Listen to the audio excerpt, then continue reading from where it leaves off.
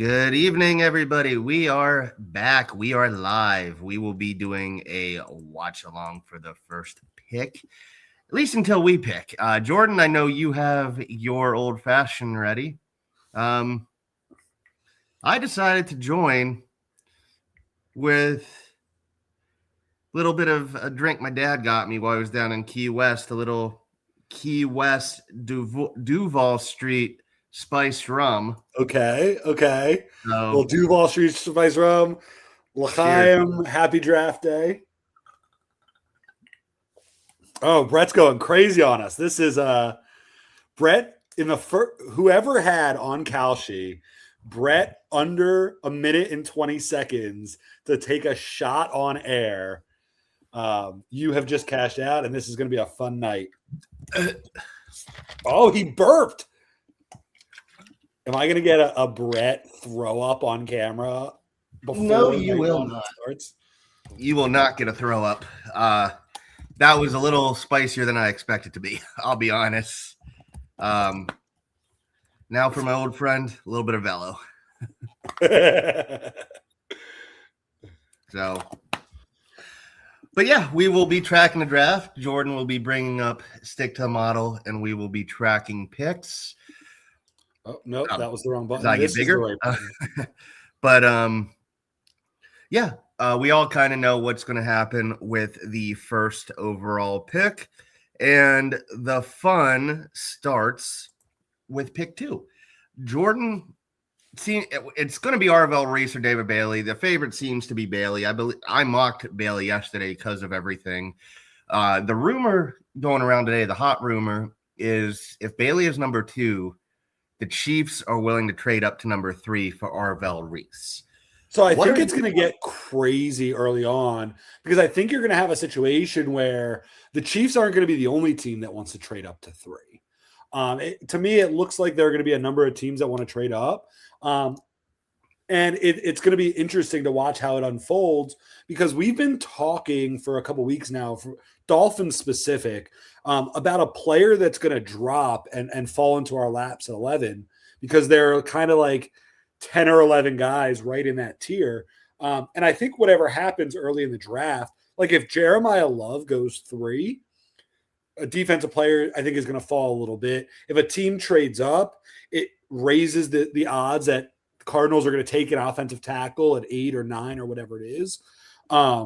And as we have Carpet Dinosaur joining, who I personally invited onto today's stream with us, so I hope that he get on stream. Carpet Dinosaur, you're allowed. Yeah, so I genuinely hope Carpet, come on, turn your camera on, see, and you can get on here and talk about the draft with us. Yeah, I don't want this, Brett, to be our normal episode where we just talk about football for an hour and a half. I want to have some fun here. It's day 1 of the draft. I think the time for talk is done. I want to hang out and watch and have some fun. Bro, I've told you this for a while. I've been mock drafted out for weeks. Yeah. It is the complaint I have is we all end up, and it's something I said last night, we always end up mocking the same people all the time. And it gets to the point that we think that we know, like, if we do not take this person, it is a failure. Look at Graham Barton 2 years ago. Look at Ty Warren last year, although Ty Warren would have been a good pick, but that's a different story. But I don't feel that way. And I actually told our buddy Danny earlier in Discord, and this is my you want my bold prediction for the night for the Dolphins? What I want Danny to join. I would love for Danny to join, but for him to figure out how to work, he can barely figure out how to work Discord. I don't trust him to figure out how to work StreamYard. But do you want to hear my bold prediction for the Dolphins tonight? Yeah, but I want to pull this up and see if I can pull this up on first. You can. You can screen share Discord so that we can see. No, it's not Discord. It's I'm gonna send something. So apparently there's a fake picture going around of Fernando Mendoza with the Laramie Tunsil gas mask. And I wanted to pull that up to see if we can get him to drop to the Dolphins. Oh, Carpet Dinosaur. Danny's so old. When the Lord said, "Let there be light," he's the one that flipped the switch. That's my favorite. All right. So what was it that you were saying, Brett? My bold prediction for the Dolphins tonight. What is it? One of Mekhi Lemon or Denzel Boston will be a Dolphin by the end of the night. One of Mekhi Lemon or Denzel Boston? Yes. Okay. So I think we are taking wide receiver with one of our picks. I'm turning the sound on. Do you think that we would get Denzel Boston at 30, or do you think that we would potentially move up to get him? I was thinking 30, but I could see us moving up. Like Kev said last night, we have a lot of picks. Mr. S, if you could you message Kev and get him in here for a little bit? I know he said he's. Oh, yeah, I totally forgot to send him the link. It's the same link we sent him yesterday because we're using the reusable room. For everybody watching, the 73 of you guys, thank you for joining us. And that is more than I thought would be joining us, I'll be honest. But please definitely look at our YouTube channel too. Brett, we're not number one. We're not even number two. We might not even be in the top 5 or 6, but we are definitely a premier Miami Dolphins podcast. I would agree with that. We're going to give the people hours and hours and hours of live coverage throughout the draft. Today, tomorrow, Saturday, and there are talks that if I Jordan, can get a reasonable tea time, could you pull that up? We can get on here and be Sunday too. Could you pull that up for Mr. S real quick? Yeah, I got it. Mr. S, come on here. By the way, everybody, if you are on social media, definitely give Scouts Divisions a look. Mr. S, Donovan, and our buddy Barth do a great job scouting. And Barth scouted over 300 players this year. He does a lot of good work. So go ahead. And which position do you want first? Wide receiver. Can you see that, Jacob? camera? I'll be honest. I would not be disappointed with Tiedemann at 11. Jordan would. Stop it. No, that's Brett. That's my friend trolling you. I still like him, but all right. So Jordan, he are genuinely probably just wants to see me quit the show. Okay. So these are Barth's rankings, and I will be honest. Barth and I have a love-hate relationship, and we have had our spats, but the dude, I'll be honest, he is the best evaluator of draft talent I know. And Mr. S, you can quote me on that and send that to Barth so he believes you. But here's these rankings. He has 34 draftable, or no, he has more than that. Go down a little bit. I think he has 38, actually. 36. So he has Jordan Tyson number 1. And he's already clipping it. Jordan, I will say this. If it wasn't for the injuries, it's not even close. He is the number 1 wide receiver in the draft, but the injuries make that an issue. Is that fair? Yeah, I think it's fair. I think Carnell Tate's a really slept on guy. I think he's a lot safer than Jordan Tyson, but I think that if you're looking at every player at their absolute ceiling, I would say Jordan Tyson probably has the highest ceiling, while Carnell Tate probably has the highest floor out of these receivers. Yeah, I think the consensus is Mekhi Lemon and Jordan Tyson have the higher ceilings, but Carnell Tate has the highest floor. Like, you know what you're going to get with Carnell Tate. Mekhi Lemon, I'll say it again. I think he is the perfect wide receiver for the Dolphins. Yeah, I totally agree. But so you think we're taking Denzel Boston and coming out of the night with him? I like seeing with Scouts Vision they have. I think we're taking one of them. I would not be shocked if Mekhi Lemon's the pick at 11. That would definitely, I think, be. I'm not saying it's the pick, but I think one of the two will be a fin at the end of the night. Yeah, I could see that.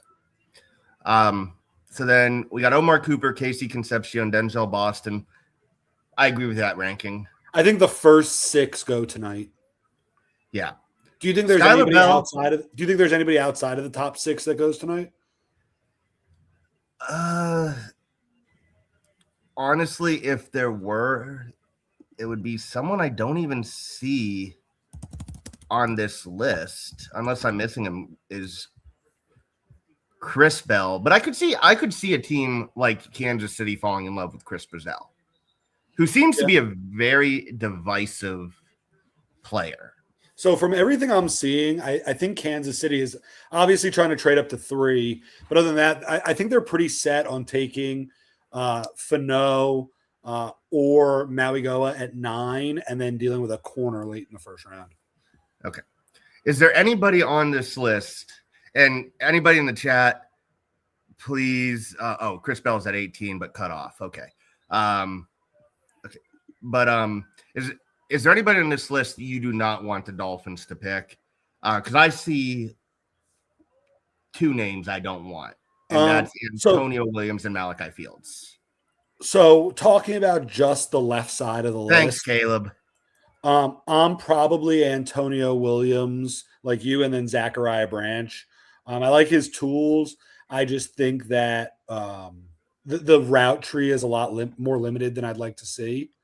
And I just think that for what we want to do and for the type of players we're looking for, there's a lot of guys on that list, especially in that range. Like, I love Ted Hurst. I love Bryce Lance. I love Stribling, and I love Chris Bell.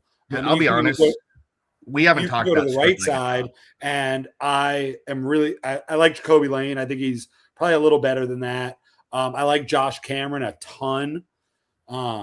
So yeah, there's a number of names down there. I like Eric McAllister a lot. Is he even on this list?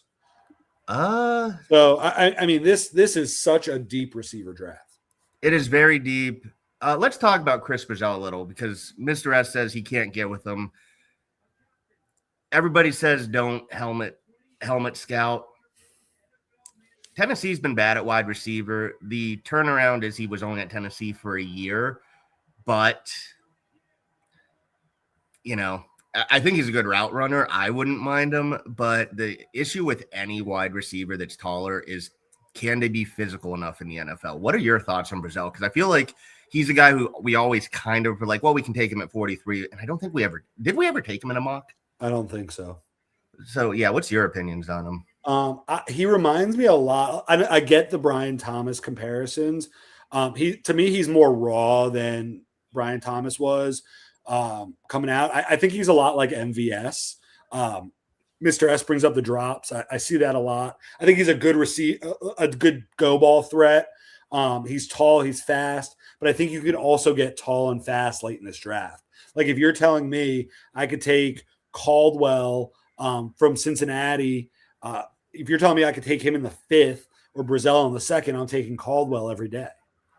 Like, if you're telling me I can get Josh Cameron late, if you're telling me I can get CJ Daniels late, which, look for him if the Dolphins are really committed to Malik Willis, that they have that previous relationship. And I just think there are so many guys on this list, even on the right side of the list, that make sense over a guy like Brazell. Yeah. Can I just say, I'm looking at the TV and there's way too many terrible towels on the screen. I got Terry Bradshaw waving one right now. He hasn't come up yet. I think he might be coming out now on mine. Okay, so I am ahead of you. You are way ahead of me because it's not even Terry Bradshaw yet. That's fine. I don't care. Our producer extraordinaire, Donovan Muffin Fano at 11. Wow, he's making his appearance. He doesn't usually come on as himself. Oh, speaking of which, Donovan, congratulations. He has started college, and he is at Utah. So he is rooting for his fellow Ute right now to become a Dolphin. Congrats. Before we go to offensive line, is there anybody on this list that you think we haven't talked about enough? Not just you and me, but as a fan base, we haven't talked enough about as a potential Dolphin? Because to me, it goes to Stribling. I think Stribling is the guy, but I feel like we overcorrected on Stribling kind of in this last week, where we talked about him a ton. Cyrus Allen is a guy, because I'm pretty sure we brought him in, even if it was a local. I don't know which it was, but I'm pretty sure we brought him in. Colby Young played at Miami. Reggie Virgil had a really good college career. I'm at 7:54 left on the clock. I'm at 7:29. Okay, so you're about 30 seconds ahead of me. Brett, how would you like to do this gentlemanly? You want me to pause and wait till whatever time you're at? Or would you want me to do that? Yeah, let me know what you paused at. Okay, I'm pausing at 7:13. Okay, I'll let you know when we get there. Count down from like 7:20. And if you're out there, this is how you do it. You talk it out like yeah. We're trying to sync up. We are semi-professional when we do this. Yeah. All right. So 20, 19, 18, 17, 16, 15, 14, 13. Done. We're together. All right. So Donovan brought up, he brought up. Wow, the Raiders aren't taking Mendoza. No, I'm just kidding. Look who has joined us. Well, not fellas. What's going on? So Kevo, you missed in the first minute. Brett took a shot and burped live on air. I did. I missed that. Shit, I have to go back and rewatch it. So, Kev, this is before just gets you up. This is our buddy Barth in the Discord, Scout Visions. He runs the Twitter, does the scouting. Here are his draftable wide receivers. He's got 36. Are there any names on here that stick out to you specifically for the Dolphins? And the reason I'm asking is I said my prediction for tonight is one of Mekhi Lemon or Denzel Boston will be a Dolphin. I think the most obvious one is Ted Hurst. And if it looks like I'm looking away from you guys, it's because I have it on my second monitor. Ted Hurst took a top 30 visit with the Dolphins. The Packers historically have drafted guys that they had on top 30 visits. And so I think that if you're looking at that, Ted Hurst, I say late second, early third if he falls, becomes an option. I think if they take a receiver in the first round, it's Casey Concepcion or Mekhi Lemon. And that's largely because I don't think Jordan Tyson or Carnell Tate are available at 11. And I know that the Dolphins have done work on pretty much every first-round receiver. And so... Kev, aside from that, are you watching on ESPN or NFL Network? I have actually no stream on right now. So... Okay. Well, we need to, when you do get on, make sure you sync up with us. We just did a whole thing with a countdown and everything. But Brett, I actually realized I'm on ESPN. That's fine. It's the same. Do you think that ESPN and NFL Network have the same clock? I think so. It's probably a difference of like 5 milliseconds. All right. So for our boy Donovan, go ahead and bring up the offensive tackles. The offensive tackles. And I also love that he did it by tackle and guard and didn't have Maui Goa on the tackles list. Yeah, he has Maui Goa as a guard. So I really think I want to say that I think at some point tomorrow we're going to draft either Jude Bowery or Travis Burke. I actually think Caleb Tiernan. I do believe that they had Travis Burke on the top 30. So. And Jude Bowery was recruited by and played for Halfley. Okay. So a little bit of behind the scenes. I'll let Kev know this too, but Jordan and I were talking, and Jordan messaged me about 2 hours ago, and he says he has a funny feeling. So wait, I want to preface it, and I'll let Brett say it. But you know how I feel like as a Dolphins fan, you always have like this sinking feeling a couple hours before the draft, like, oh, we might take blank. Brett, now you can continue. He thinks we're taking Caden Proctor. How would you feel about that? And I believe Proctor's listed as a guard, honestly. And Caden Proctor so the question here is Caden Proctor at 11 or Caden Proctor at 30? Because that changes how I think 11. About the pick in general. Brett, I made a mistake. What'd you do? I sent Carpet Dinosaur the link to allow him to join the stream. And I don't know if he did it from his own account or from the list account, but he tweeted out the link to the StreamYard. So anybody that wants to get in here can get in. We'll go ahead and take care of that real quick. 1 second here. So anybody that wants to sneak very quickly and get into the list broadcast, Carpet has let you. We are going to get rid of that real quick. But Kevin, I said that my deep fear is that we were going to take Proctor at 11. At 11, I hate it. At 30, I'm ecstatic because I think that if you're looking for a developmental tackle, there's probably no better than like 352 tackle who's nimble and quick. The pick is in. The suspense is all real. Right. So this is what we're going to do all night, and the first one's going to be easy. The pick is in. Brett, who you got? Fernando Mendoza. I'm taking a wild guess here. Kevin, Ty Simpson. Who you got? Ty Simpson, no. Fernando Mendoza. And I will take any kid that attended Columbus High School. All right. So as we look at this, another question becomes, do we actually feel we could take Monroe Freeling at 11?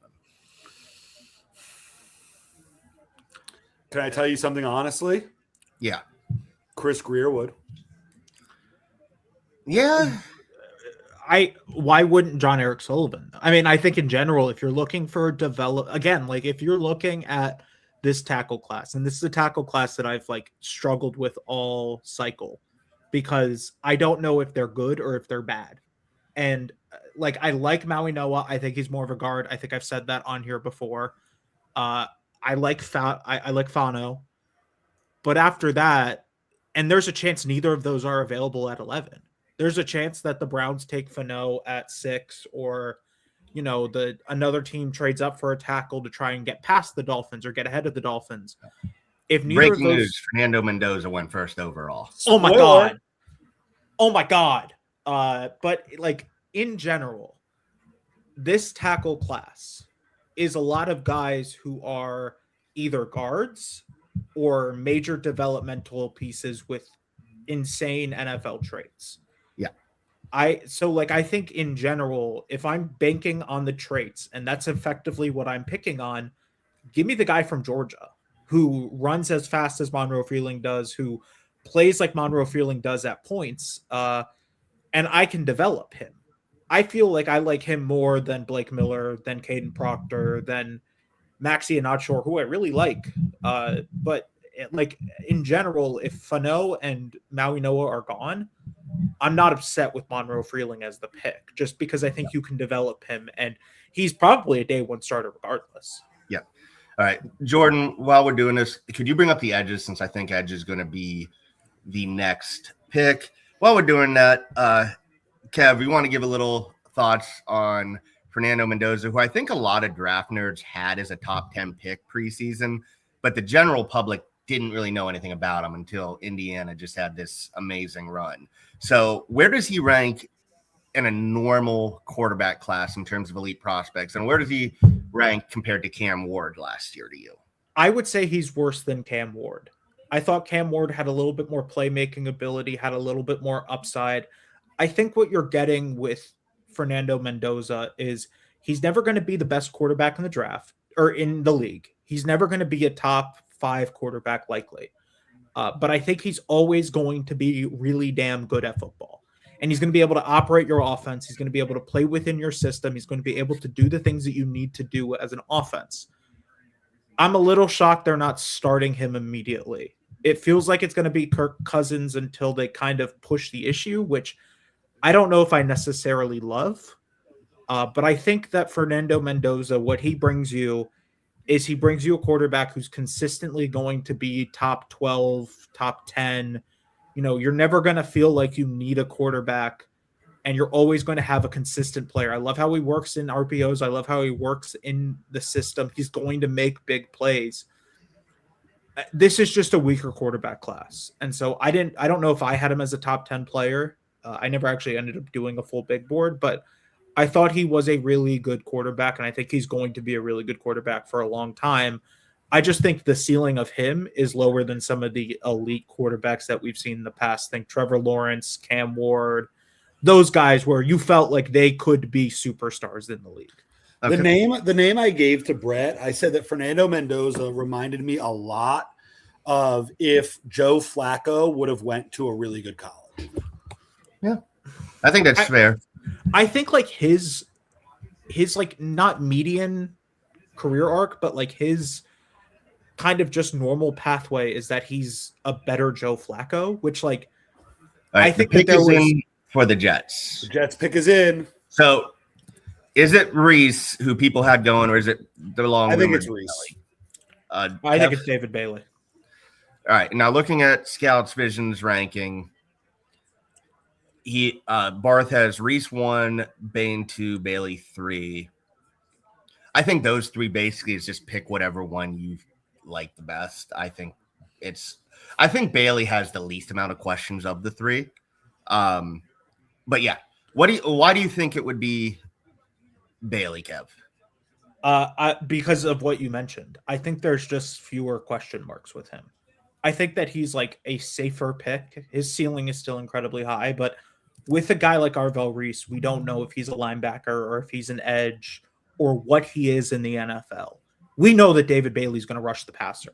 Like that's not a debate here. David Bailey, I think, is really athletic. is going to be a good pass rusher for a long time. I don't think you can go wrong with either of them. Yeah, I kind of agree. And Jordan, why do you think it's going to be Reese? I just think he's the better player. I think he's more of a chess piece, which I think Aaron Glenn's going to like. And although I love David Bailey, I'm high on him.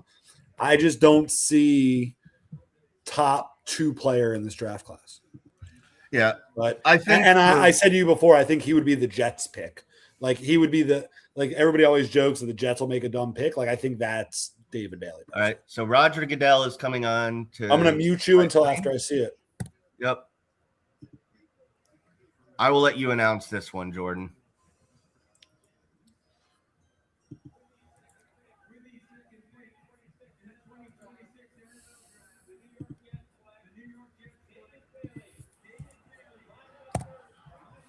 Okay.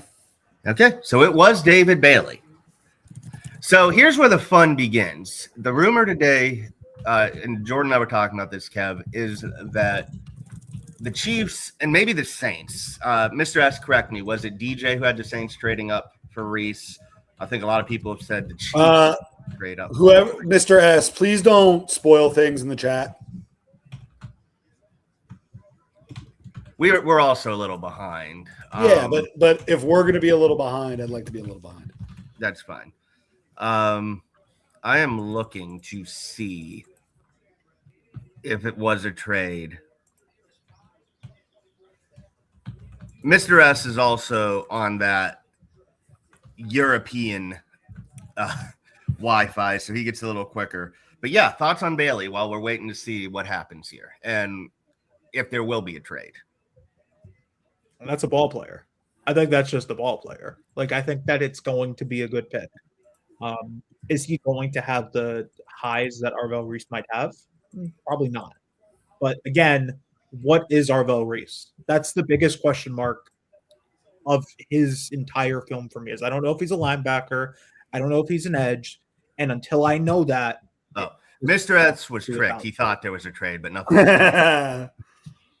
There's been some thoughts about there's been some discussions about a trade here. That's been a pretty popular rumor today. I just don't know if anything will materialize. I do know the Chiefs like Arvell Reese, but are they? I think the Chiefs, I heard, really liked him, and New Orleans, I think, really liked him as well. Yep. So let's just assume right now, if the Cardinals stay at 3, who do you guys have as the pick? I think they could go a couple directions. I think they can go Jeremiah Love here. I think they can go Arvell Reese now. And I think they can go any of the offensive linemen that they have as offensive line 1. Yeah.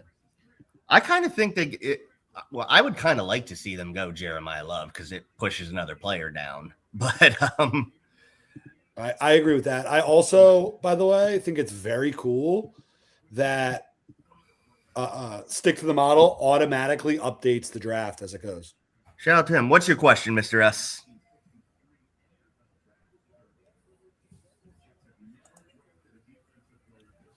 Barth thinks that the Cowboys are coming up for Reese. It has not been announced yet. Why does Bailey play with his wrist bare, like no tape, no sleeves, no gloves? It's rare. I don't know. Kev, Jordan, you guys might have a little bit more insight. I think he's psychotic is probably the best way to put it. Everybody plays how they're comfortable. Yeah. So, yeah, we're still waiting. I haven't seen anything. I do have Twitter up on my phone just to get updated on trades or anything. Oh. Pick watching. I'm not going to spoil picks.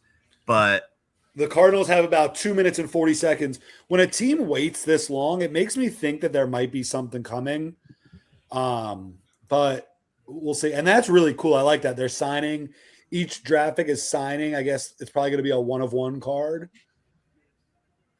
Yep. And so going to commercial on They're NFL going to Draft, commercial. NFL Network.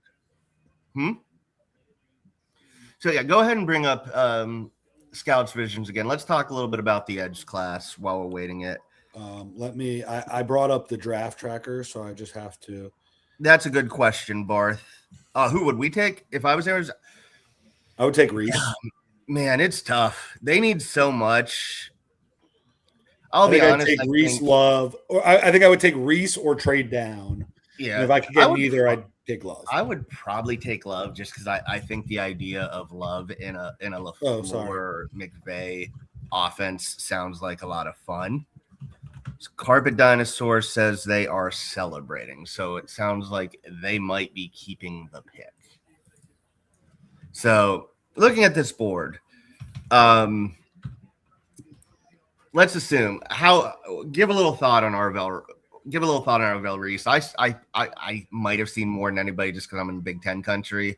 I think he has a lot of talent. I think you're basing him as an edge rusher off of a third of his snaps. So I think there is a lot of questions. The Cardinals pick is in. Oh. So there is no trade. Wow. So let's see. What are your guys' predictions here? Reese. Jeremiah Love, because I think they're going to mess it up. All right. The pick is in. So I'm a little, let's see, waiting for it. All right. Once I see Goodell start walking out, I'll mute and then come back on after the pick. I got to head out after those picks, so we'll see what it is. And then I'll be back later. You got it, man. Whatever you need. All right. Let's see. After this pick, I might make another little cocktail for myself. What are we drinking? The Titans pick. Let's see. So, yeah, I do think Reese is the best player, but I do also think it is a lot of projection. And people compare him to Abdul Carter and Micah Parsons, but they did a lot more edge rushing in college than Reese did. Yeah. So that's the question I have. And to me, look, that to me is a benefit to Reese. Like, to me, that is a guy that can move around and do a lot of different things and knows different concepts and way to play. Barth, I made myself an old fashioned. I put the cherry at the bottom with a little bit of bitters. And then I put the real ice cube. This I usually use Woodford Reserve. Today is a little Michter's. And then an orange peel, another cherry, and a little bit of the cherry juice in with it. And I'm muting until after the Cardinals pick. All right, so Goodell is coming out. So let's see what the Cardinals do to start the Matt LaFleur era.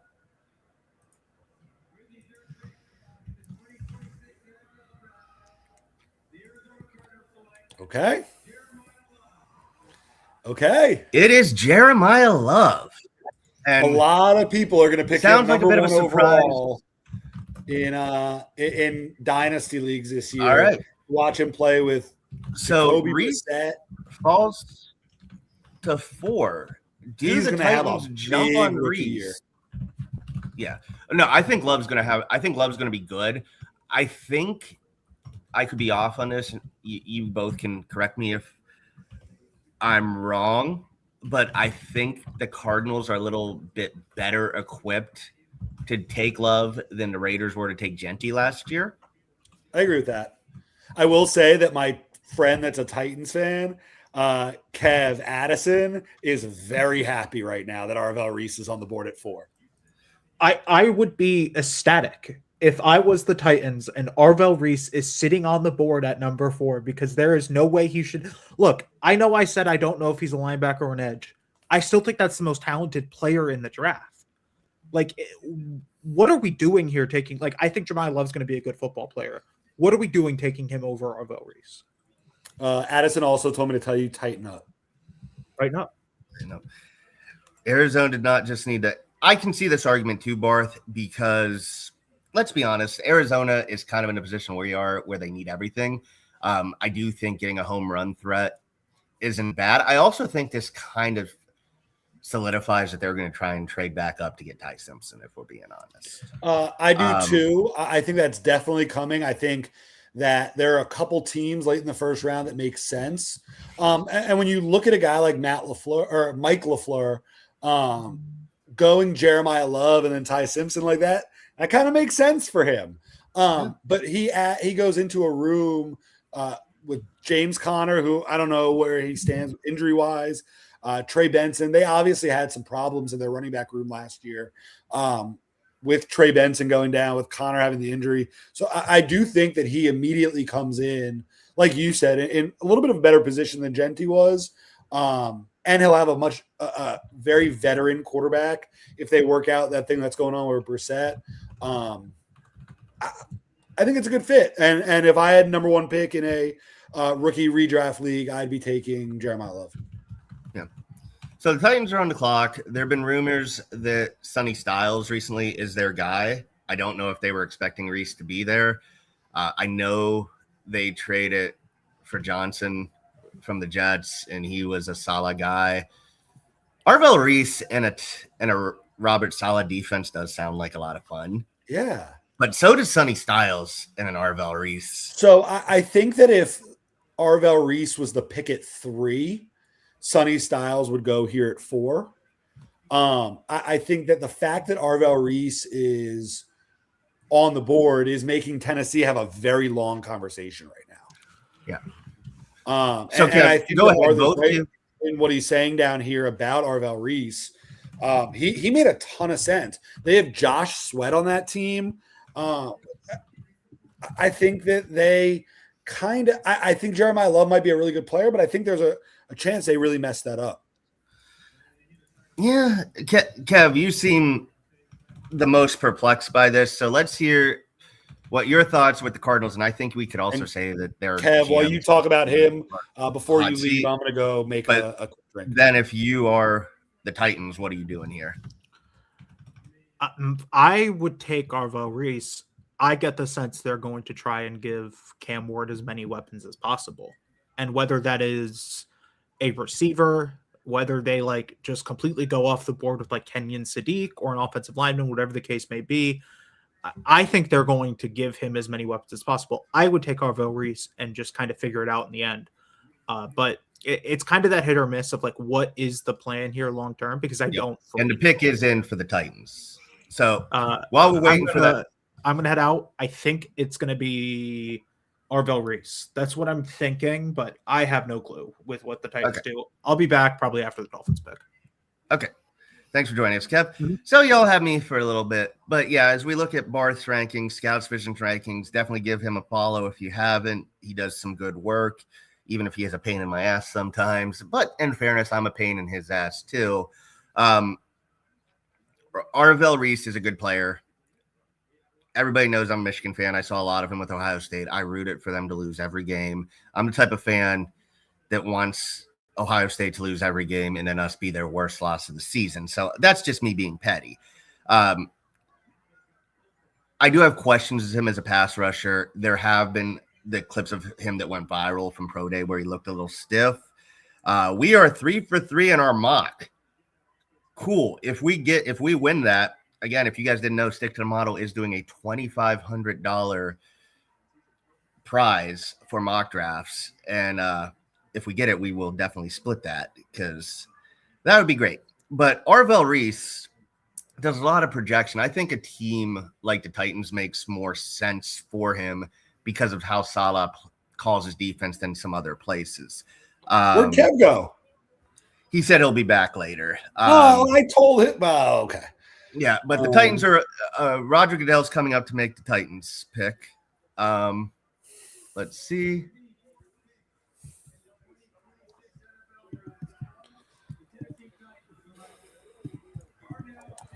Wow. Hold on. Wow. Let me know when you are ready.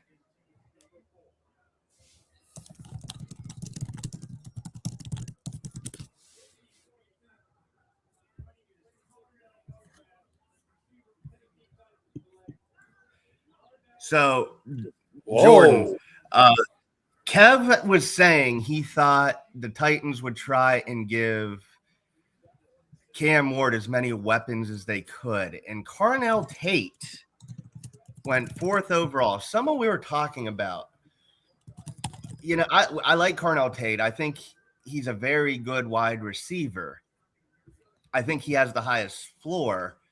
I think you and I both agree he is probably because of the health concerns of Jordan Tyson, the number 1 wide receiver. I did not think he was going this high. Can I be honest? Go ahead. Can I be honest? Yep. I fucking love it. like the I idea. really like. I would have taken Arvell Reese, but like, and Barth just said it. I saw him just say it. He is a perfect wide receiver for Cam Ward. That is a great fit. And I think that he's going to be an absolute superstar there. Yeah, no, that's a surprise. I like Now, it let me too, ask you 'cause this: do Lemon and Tyson? Do the Giants take Tyson now? probably Because now there's but- no guarantee well, he makes it to 10. So the rumor was if Reese is there, they would just take Reese even if they don't need a pass rusher. I kind of think they do because honestly, outside of Thibodeau, like outside of his second year, Thibodeau's kind of been a disappointment. Is but- Washington going to get Arvell Reese? They might. Cleveland might get man. Yeah, Cleveland puts Um, him on the other side of Myles Garrett. Wow. Yeah, do the Giants do the trade back? What like now? This is a If bit I'm of a the surprise. Giants and I really like Jordan Tyson, you have to take him here. Their pick is already in.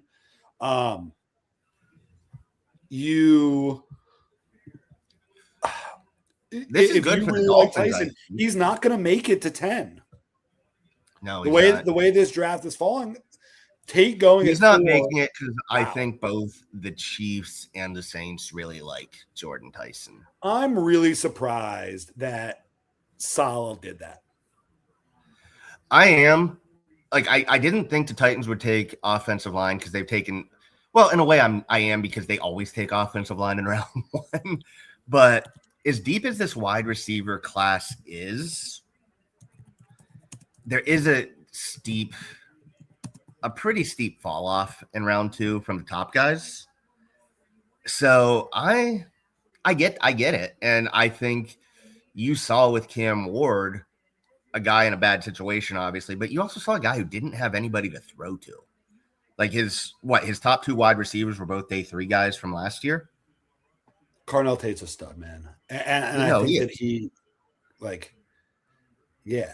So we're gonna see what Harbaugh's first pick is here. If you had to guess, because the pick is in, and we're gonna talk about Tate for weeks. But what does your gut tell you the Giants do here?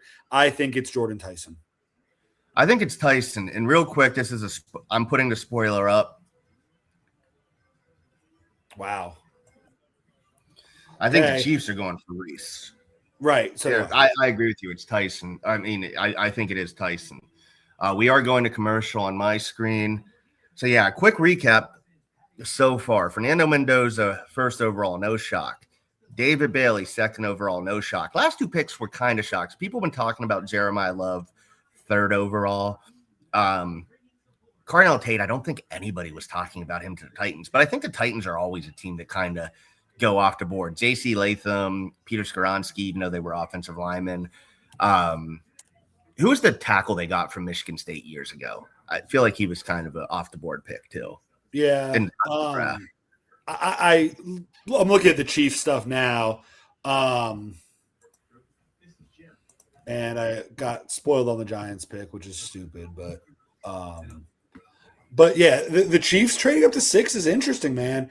It's going to be interesting because if the Giants don't take a guy like Tyson, do the Chiefs come try to get ahead of New Orleans to take him? Like, I don't know. Do you think the Kayvon Thibodeau stuff, like you said, and looking to deal him makes Arvell Reese really in play, and you have him and Abdul Carter?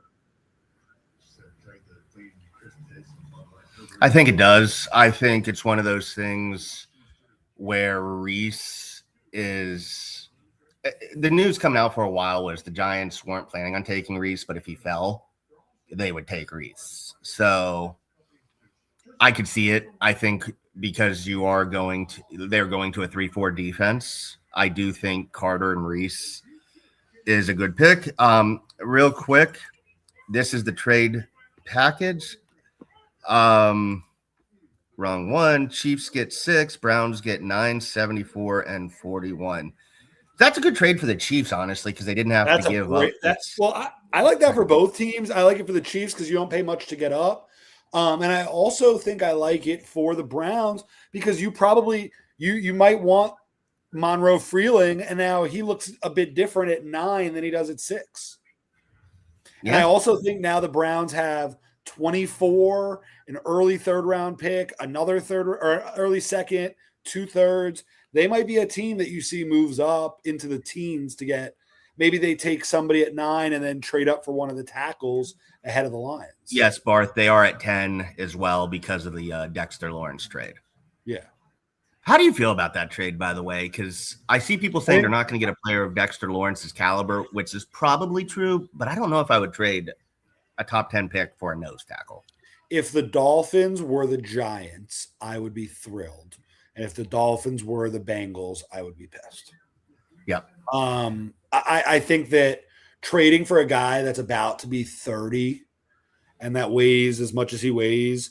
It's coming off of a serious elbow injury. Yeah. So, like, to me, if it was a future first, it would have been a little more manageable.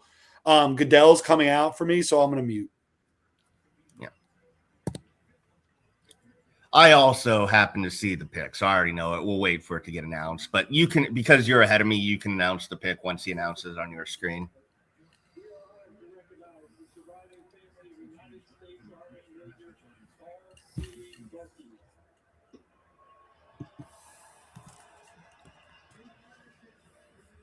So I will say this. I do think this is a good pick for the Giants.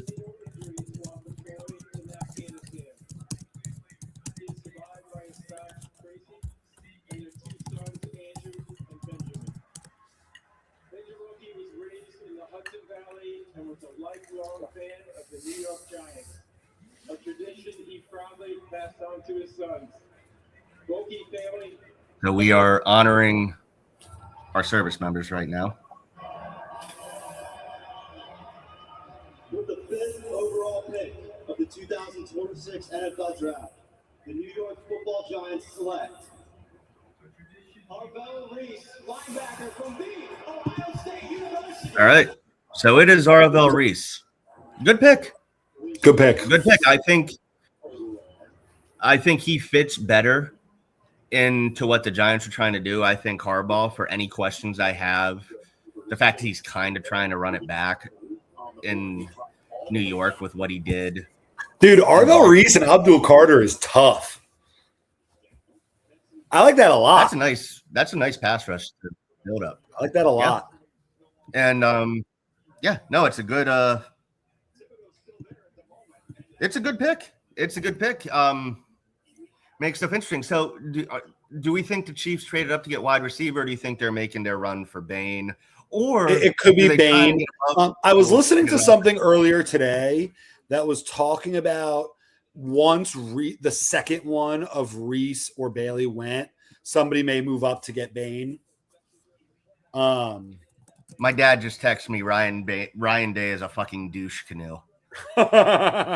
He is currently at a bourbon bar smoking a cigar right now. So, well, my dad's currently at the Bruce Springsteen concert. So there you go. Shout out to Mr. S too. His favorite band Oasis finally made the Rock and Roll Hall of Fame. And Wonderwall. Listening.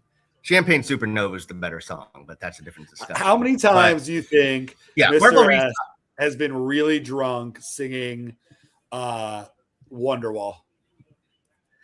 You have not dealt with Mr. S drunk like I have. He gets drunk and he makes DJ mixes.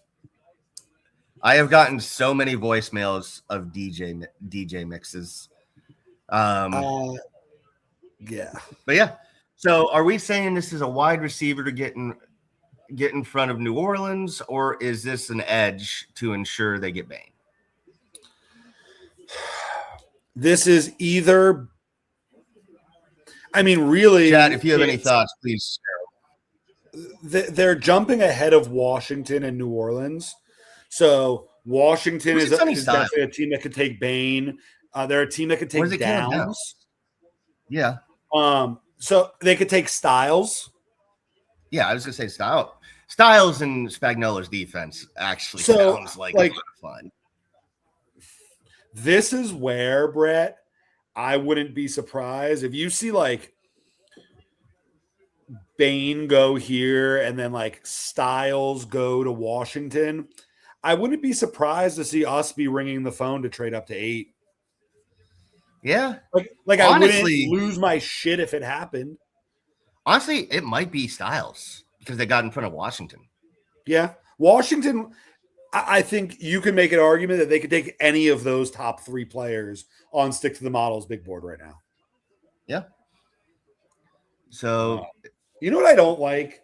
They used to only do all this stuff in between during like the middle rounds and the late rounds. I don't like doing this in the first round. Like 8 minutes a pick, make your pick, and let's get on with it. yeah, gotta do the interviews. No, but right now it should be rolling that it's Kansas City's pick. And they're on the clock. Yeah. Maybe I'm an old man. ABC has a broadcast. That's got to be god awful. It's on ABC, NFL Network, ESPN. The Chiefs pick is in. Brett, I just put on a YouTube TV stream that has all 3 versions of the draft. That's a lot. And the Buffalo Boston game. All right. So looking at Stick to the Malls big board, Caleb Downs, Sonny Styles, Ruben Bain, Mansour Delane, Francis Mawanoa, Spencer Fano, Makai Lemon, Kenyon Sadiq. The board is falling in a nice way for us. In a way I didn't really expect it to, honestly. Well, there's 6 picks to us. And I think that there are 5 players that I have in an elite tier. And then and that's Downs, Styles, Bain, Delane, Maui Goa in order of how he has them listed. And then I think that I would be very comfortable with any of the next 5, which are Fano, Lemon, Sadiq, Tyson, and Vega. So, yeah, I think there are 5 options I'm thrilled with and 5 options I'm happy with, and I'm going to mute.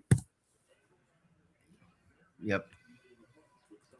So Chiefs are in. I think they traded up for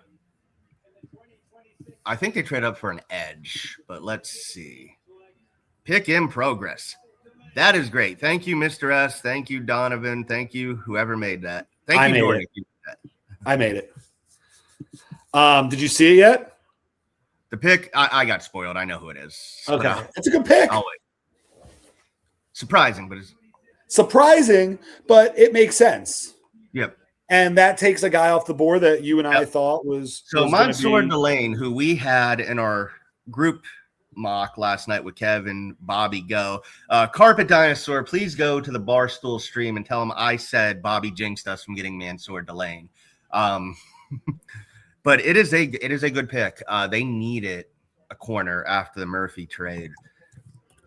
I kind of think they could have stayed and got him, but I especially with McCoy's injury concerns, I get it. Especially because the Saints, I think, were in on him. I think the Saints might have tried to trade up too. So I get it more. Good. Like the Chiefs, no cornerbacks. When's the last time the Chiefs have picked a bad cornerback? No, I the second that they said Mansour Delane, I texted my friend group chat and I said he's going to be a fucking star. Yes. And they're going to trade him for like 3 first-round picks and 3. And I thought he was going to be a star no matter where he went here through Dallas, essentially, which I thought was his absolute floor. But now they had to think that New Orleans was going to take him, and Washington just wasn't willing to trade. Yeah. Washington takes either down or Styles here. I think they take Styles. That they're in a good spot. I think they're in a spot. Well, maybe they take Tyson because everybody thought they were going to take wide receiver. Commanders are in a good spot. Tough spot. Brett, how exciting is it that we're like 4 picks away? It is exciting. How exciting is it that we have another pick after that? So just for the people that are watching, we'll talk about the Dolphins pick. And then Brett, it's up to you. We'll go off for an hour and a half or an hour or whatever. We'll play it by ear. It's still so if we go off, Just know that we'll be back around pick 25, and we'll be in through the Dolphins picking in the end of the night. Yeah. Honestly, at this point, with this kind of speeding up a little bit, I'm fine just riding. Yeah, no, this Right. 8-minute thing is cool. Yeah, it makes a difference. Do you remember when the first 3 rounds were in one day? How much of a slog that was? Yes.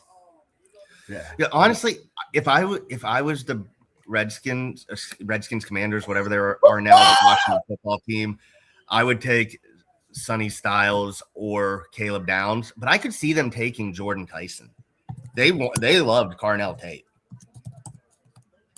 I could see that, but I think that the fact that Caleb Downs and Sonny Styles fell to them, like I think that's definitely the direction that they're going. I would be shocked if it wasn't one of the top 2. Yeah, I think Styles is just too good. And do you remember? We talked about our time. Remember when we had us taking Styles at when we were picking at 13 mid-season and everybody bashed us? Yeah. And he's like, yeah. I'm Brett, actually I think that was the first mock draft we did. We talked ourselves into drafting Sonny Styles, and we were so set on it. We're like, this is going to be a sleeper pick. Everybody fucking crushed us. And now you're like, I can't believe he's falling to 7. Hold on. Let me put our little sign up, and I'm going to mute. Okay.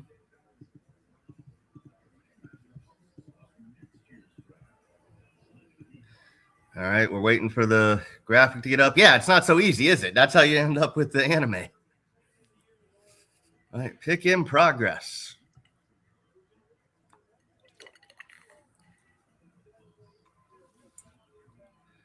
So Lynn Swan and Jerome Bettis, both coming out for this pick. In case you're wondering, NFL Network is ahead of both ABC and ESPN. Because I'm watching. I only watch NFL Network, honestly.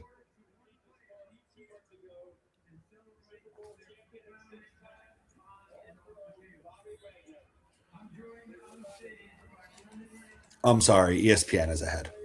Okay. I can't listen to Mel Kiper. I don't like listening to Mel Kiper. With the 7th pick in the 2026 NFL Draft, the Washington Commanders select Sonny Styles, linebacker, Ohio State. Okay. That's our boy.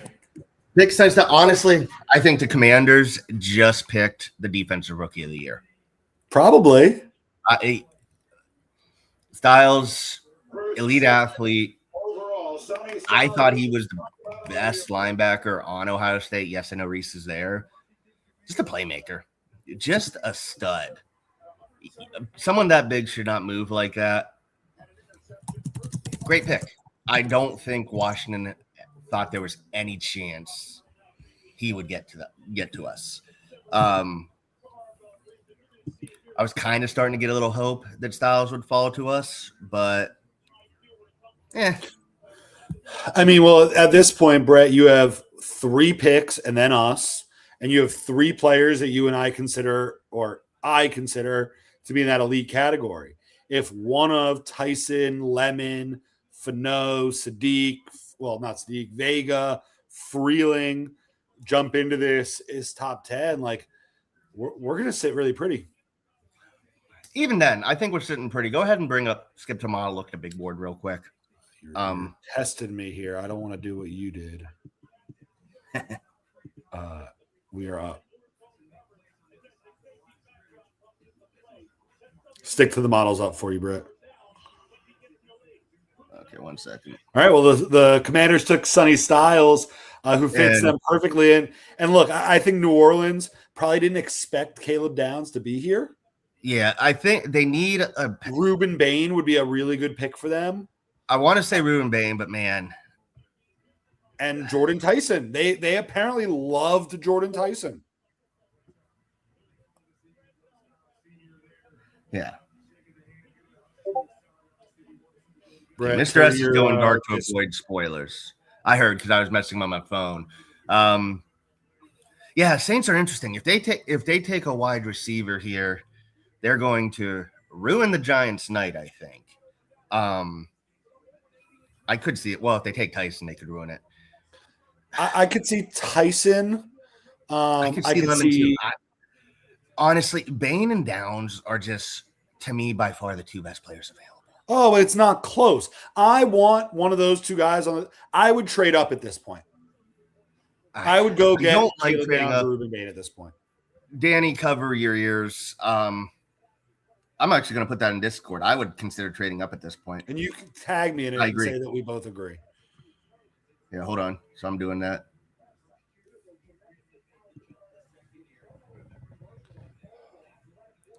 Damn. This has been a pretty fun first 7 picks. Yeah, it's been fun, and the draft is falling great. The reason I wanted up Styles, Bain, or Downs, Bain, great. Mauanoa, great. Fano, I'm actually higher on than a lot of people. I know the dive bar people and their fan base, don't like Fano. I think he'd be a slammed. I think he has a higher ceiling than people give him credit for. I wouldn't hate Lemon. He's just such a good fit. I wouldn't hate Sadiq. I wouldn't hate Vega.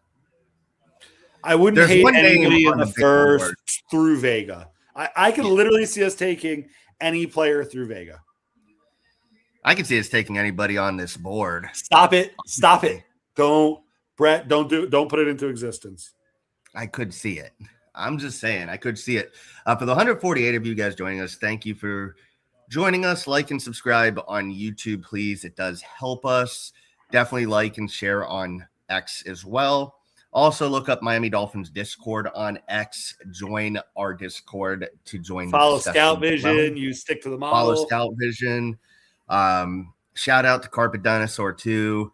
He's a little shit as well. He's a pain in the ass, but he does good work. But yeah, this draft, it's falling a lot better than I thought it would so far for the Dolphins. Yeah.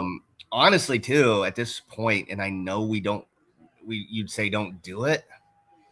I think you could get a good package with a trade down. Go ahead and put the graphic up, Jordan. Hold on. Muted. I think it's commercial. Yeah, but the pick is in. So go ahead and put it up. Oh, I was only doing that when we were muted to let people know why we weren't talking. Yeah. But I will get it out. All right, pick is in, Brett. Who do you think it's going to be? I'm going to say Downs. He's just too good. He is just too good. I'm going to cheat and say Downs or Tyson. I think I think Tyler Shuck showed more than anybody could have expected he'd show. And I think with Olave's concussionist history, and even if Olave's healthy, you need to get another weapon for him. Yeah. So I'll say Tyson or Downs, just because I think Downs is just that good. I'll say Tyson. I would take Downs, obviously, but if I'm the Saints, it's funny because having Olave and Tyson in the same room, like you love the potential of that room, but how many games are they going to play together? But I think that obviously teams were comfortable enough with Tyson's medical records. Like you saw that blowing up over the last couple days, like his ceiling is skyrocketing. And I think right now his floor is probably 10. Do you think that's right? Yeah. So if we say he's going at 10 and we're pretty sure about that, like does Cleveland take one of the offensive linemen, probably Freeling, because they need a left tackle? They're taking an offensive lineman. I think so. I hope they take Freeland. New Orleans doesn't take, like, do we get whichever of Downs and Bain they don't take? Or do we have an opportunity to do that? If they don't, I could see us taking Downs. I'll be honest. I kind of think, and I would take Bain if he's there. Do you think the Giants are just going to say fuck it and take Reese and Downs? I would. That would be. I would. That would be such a good haul for them. It would be. But we got to remember, everybody said that when they got Thibodeau and Evan Neal. Now it's different. I think it's a little different. It is a little different. I just have a sneaking feeling that the Dolphins would pass on Ruben Bain. And the reason I think that, and You think what? I think we could pass on Ruben Bain. And the reason I think that, and this is not an insult to Sully, but the Packers have pretty strict guidelines for edge. So, But not if they see him as more of a lineman, yeah, I would take him. as like a 3 tech or even a 5 tech. There was word that a lot of teams saw Bain as a 3 tech. I'm a muting. Okay. So let's see. Shout out to Verizon Bios, which is for some reason their new stuff went to the Wi-Fi, and I used to get like everything before everybody. Now I'm like 20 seconds behind everybody. So Wait, what was that? Verizon Bios. I used to like they went to their new boxes are like off of Wi-Fi. Oh. So I went from ahead of everybody to now it like slows down. It'll buffer. It's not buffering now. Roger Goodell's coming in to make the pick now. All right, he's talking. So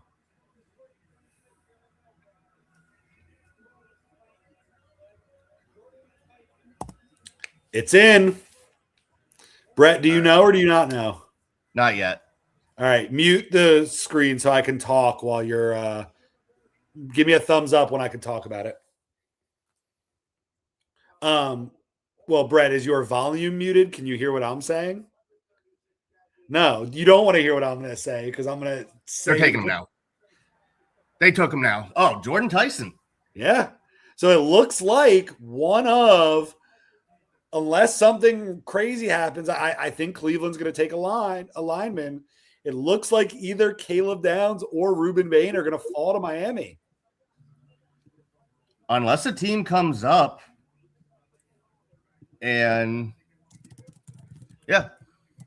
Jordan Tyson, again, I'll say this. If he was healthy, I think he's undoubtedly the number 1 wide receiver. It's not even close. Top 5 player in this draft. Brett, can you believe that we are 16 minutes away from potentially getting Caleb Downs? Don't give me hope. The Giants that are definitely taking him at 10, huh? Yeah. I kind of hope they do. So if we pass them, I don't feel bad. So Tyson goes. So how quickly does Lemon go? Could Cleveland take Lemon? They could. So we're at. The word is they were, like you said, the word is they were all in on offensive line or wide receiver. They couldn't. I know they really liked Tate. I do know they really like Tate. I don't know how they feel about Jordan Tyson just spit everywhere. That's going to be the funniest moment of the draft.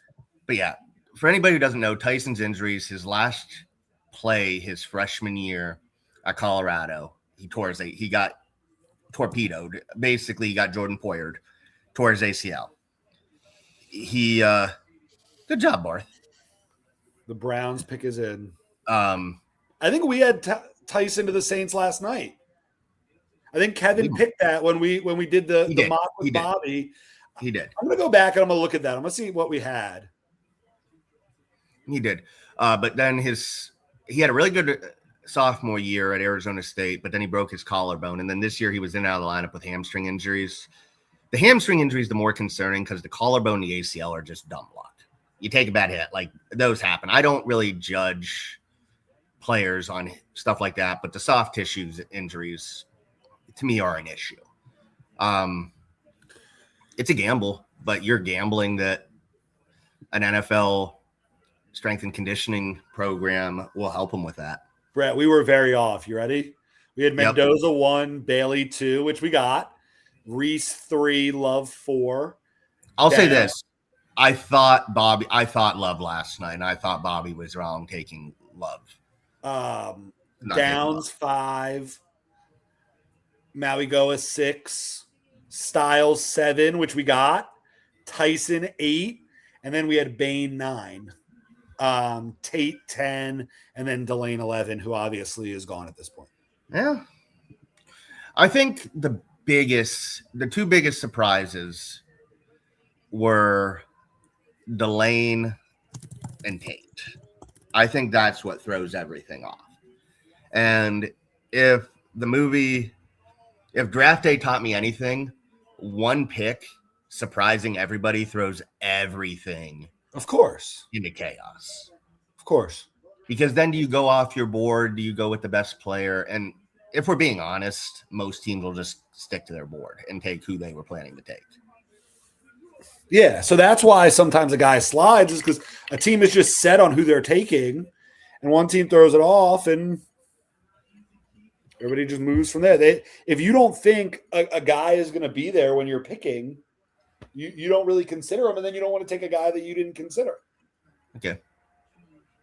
The Browns pick is in. So apparently the Giants pick is in too, because they said there's Oh. 3 minutes left on NFL Network. There's 3 minutes left with us on the clock. Oh, I just see it says pick is in. But I just heard Ison say that. I think that we'll talk about the Browns first here. I think they take a tackle. I could see them taking Bain. I could see them taking Downs. So Cleveland's going OL Shirley. I'd agree. Giants won't go edge. I agree. So Bain is there for us. Here we go. Hold on. The Browns have selected. Wow. Here we go, Brett. Here we go, Brett. Okay, I'm waiting. This is like that gift that's like, it's happening. Oh, this is so exciting.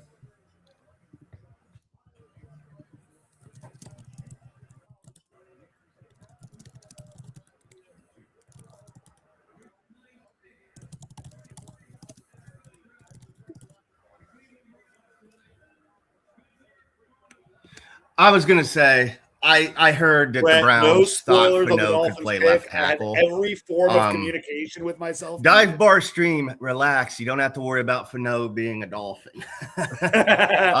Just say no to Fano. Honestly, I heard people like I said, I heard a lot of people in the last week say the feeling around the NFL was Fano could be a left tackle. Yeah, and I So, think he's going to play left. if the tackle Browns for them believe with that- the positions they've added.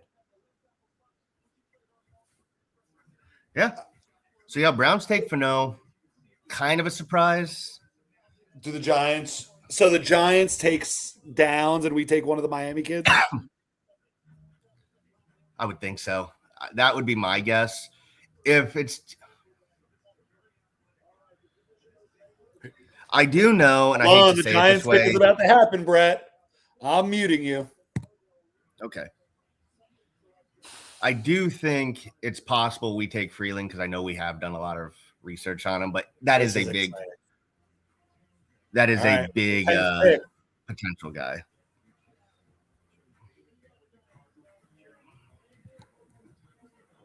Wow. Maui Noah goes 10. That's kind of surprising to me. Yeah. Oh man, this is Brett, the worst. This is both the best. Caleb Downs is on the board. The Dolphins are picking at 11. Holy shit. Holy shit. So Bain and Downs are there for Miami. I have a feeling we might.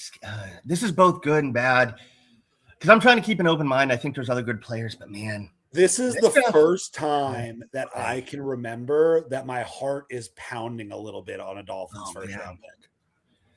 Like I'll be honest to the chat. the temperature in my room just picked up a little bit. I'll be Trade honest. alert?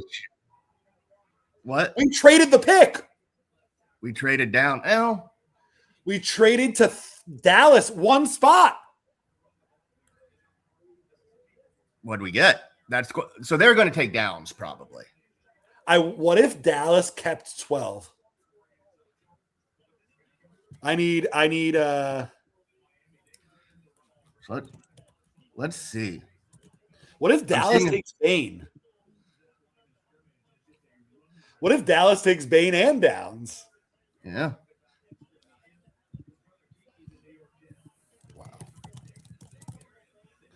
If you see trade details, please let me know. I am looking. I have it. We traded 12 we traded 11 for 12, 177, and 180. Gives you more ammo for one pick.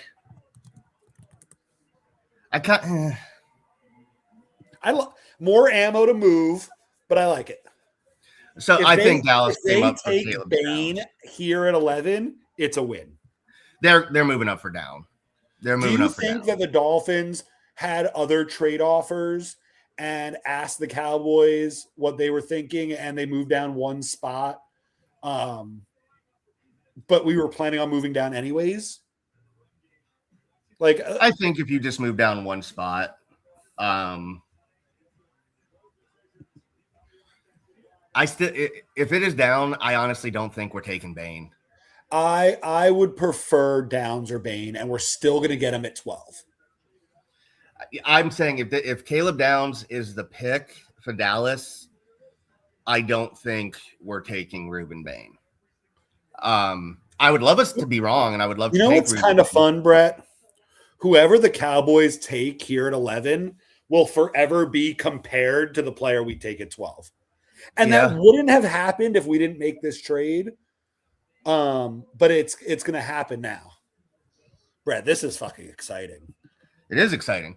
And there are some good players. Like, I will say this. If we pass on Bane, even though I would take him if he is available, I would not be as upset if we passed on Downs. If Downs is looking there at and the we pass Dolphins him, picks, you know what's funny, Brett? You and I talked about how there was this big gap right here between 151 and 227. We talked about that a couple times.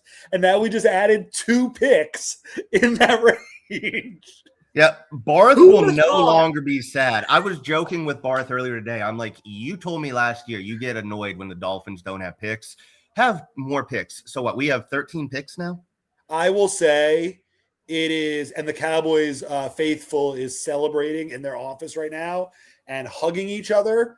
But I will say that it is pretty crazy that we So moved 12 down for one slot. 177 and We're 180. probably getting the guy we would have taken at 11 anyways, and just got 2 picks in the top 200. Yeah.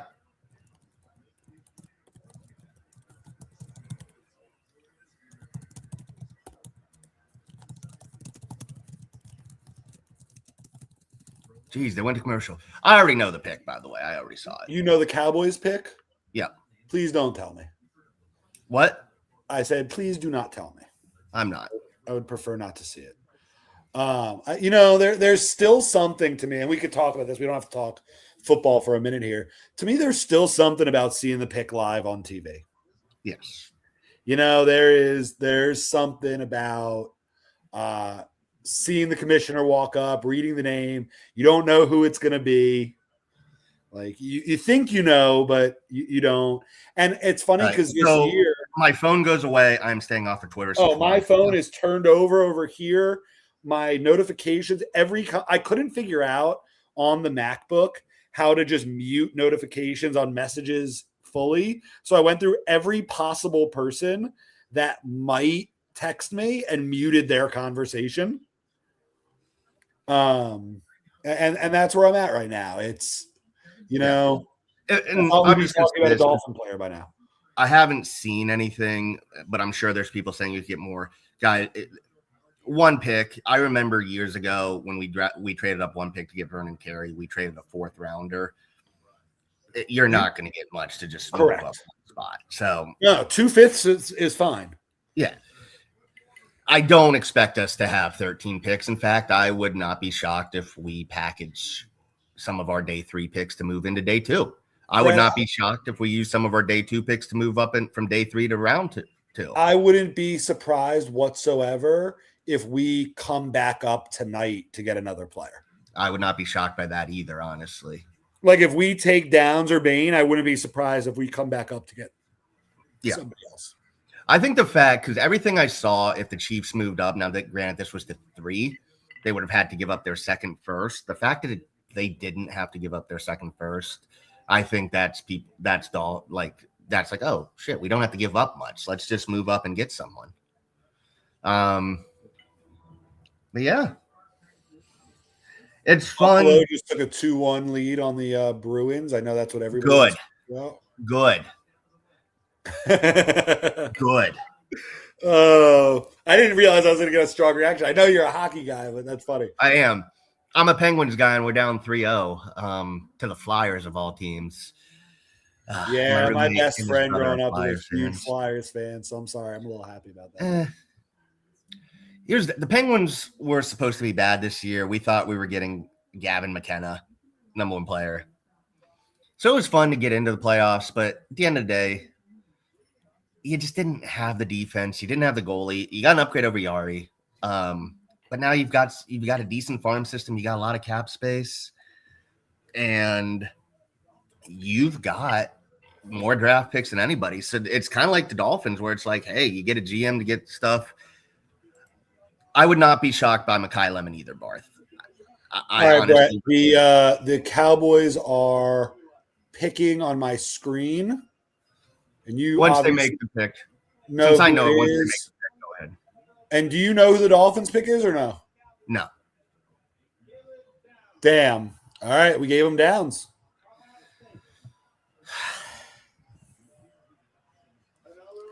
We gave them Caleb Downs. I am okay.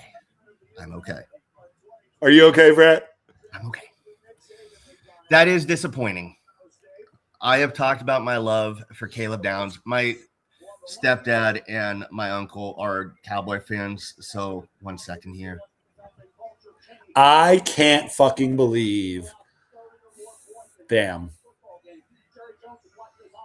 I'm somewhat disappointed that we felt 177 and 180 was more valuable than Caleb Downs.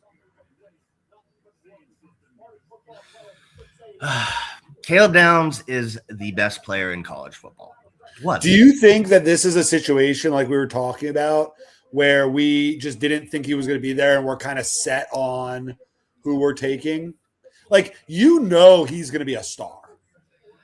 I think that let me put my optimist side on because everybody knows I love Downs. So I got to try and be a little happier. I do think if you look, we've done a lot of work on other safeties. We've done work on Tiedemann, done work on the Toledo guy.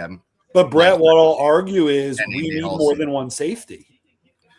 We do. I think the argument becomes as important as safety is for Sully's defense.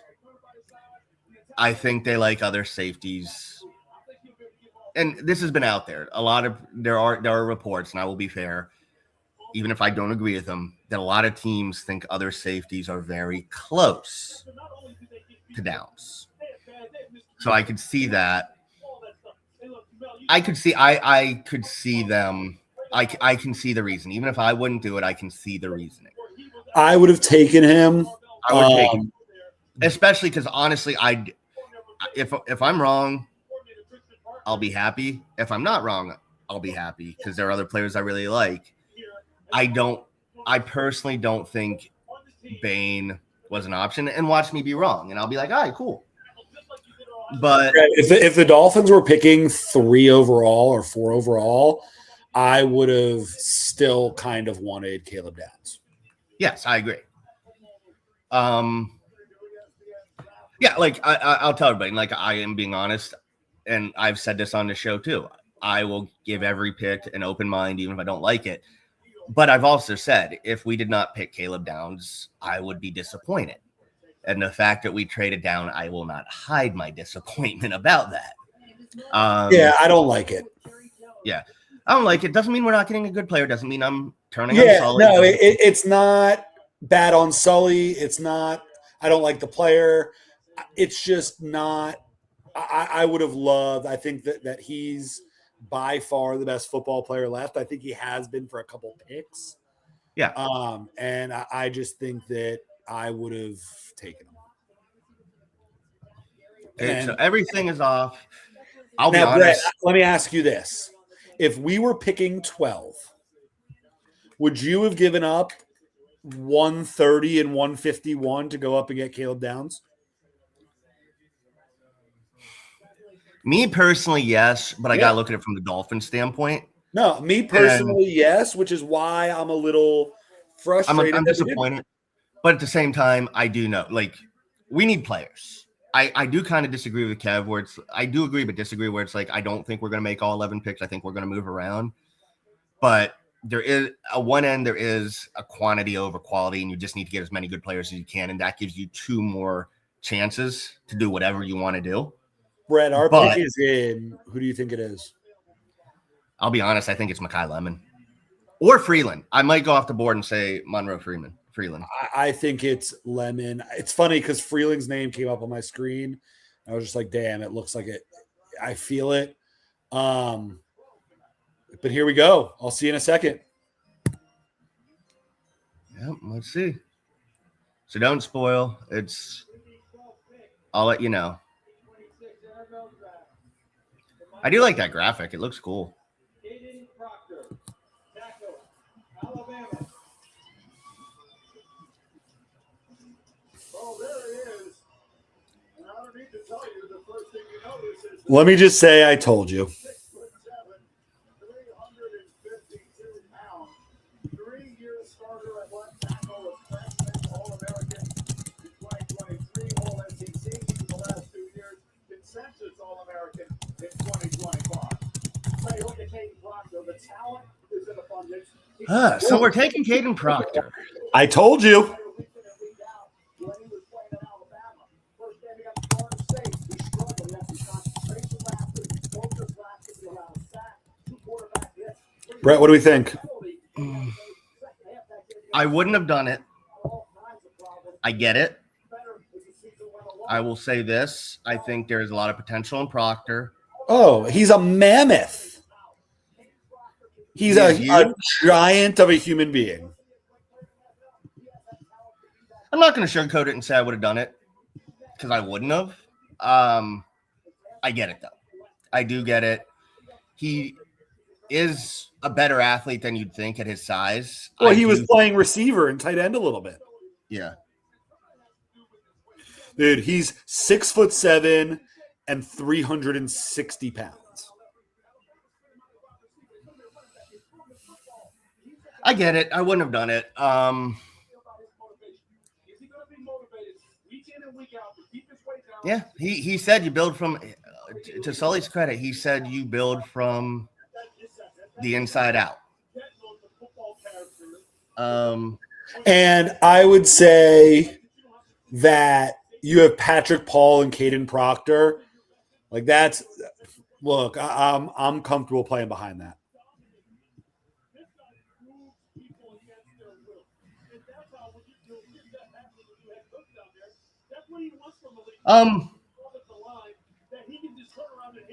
Yeah, I wouldn't have done it. I get it. I'll say this. I did not think we were taking Bane. I flat out said that. So that doesn't disappoint me.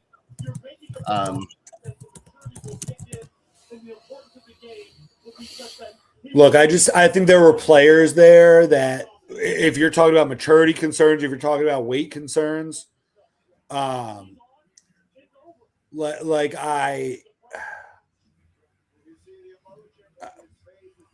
think that there were better options.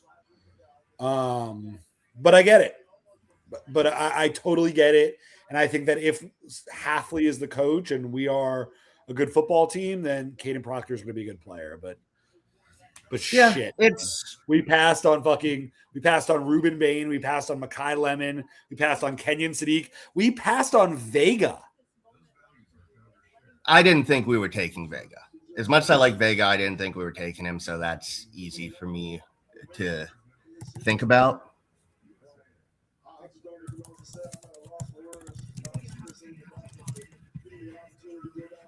I'm listening to his interview right now. You have said that the O-linemen are the best athletes on the field. Are you going to be campaigning to be catching some passes, maybe running the ball a little bit out there? Oh, for sure. You know, coach, give me a chance. I promise you I'm going to put that ball into that end zone. I promise you that. Thank you very much. Okay, Brett, can I say one thing? Yeah. He has a nose ring. Eh. Yeah. I cannot say I am not disappointed. I cannot say that. On ESPN. But I can also not say that Sully didn't tell us you build through the trenches. So you cannot call him a liar. Yeah, but it's good for him. I don't know. You had an opportunity. I'll be honest. Like I said, I think it's becoming clear. I think Bane's arm length is a thing. Yeah. I think for people. I just think you had an opportunity to take Caleb Downs. Yeah, no, that's the bigger disappointment for me. Oh, wow. I just saw the Rams pick. Wow. I will see it in a minute. I don't know how much of My coworker just said the Dolphins drafted Baby Huey with a grill. I don't know if you're following along with I'm seeing. Discord, but they're they're falling apart right now, my guy.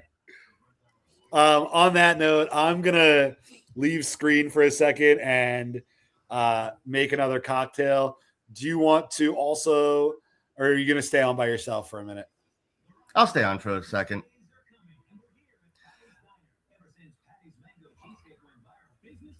Yeah. So I am being quiet right now. Like I said, I will not hide the fact that I would not have taken this. But yeah, it is what it is. It's hard to excite, but Proctor does have talent. Give me 1 second, guys. I'm just talking on Discord. So 1 second.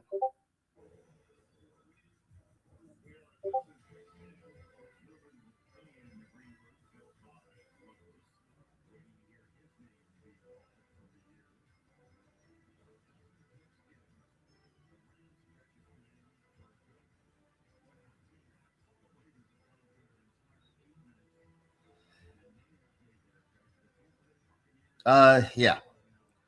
As you can see, Dolphins Twitter and everybody is crashing right now. I wouldn't have done it. It is hard to be super excited. I'll be honest there. It is hard to be super excited, but I do think Proctor has potential. So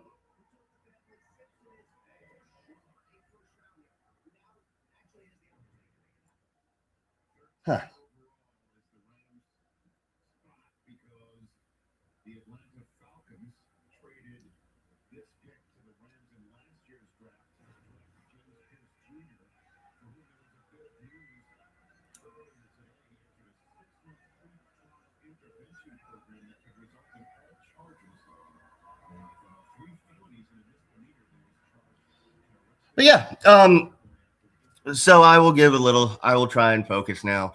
Caden Proctor, he does have a lot of talent. He was seen as a top 10 pick early on. He fell back. There is talent there. He's our right tackle of the future. He probably moved. There was talk, Daniel Jeremiah said that you would move Ajax inside.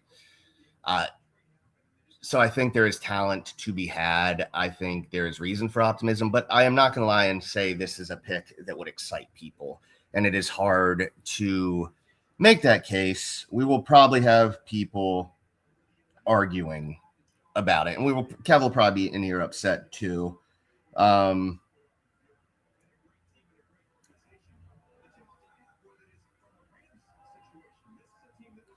yeah, let us know how you're feeling. Put it in the chat. If anybody wants to come in, just send us a message and I'll get the link out to you and you can have the floor. We'll see.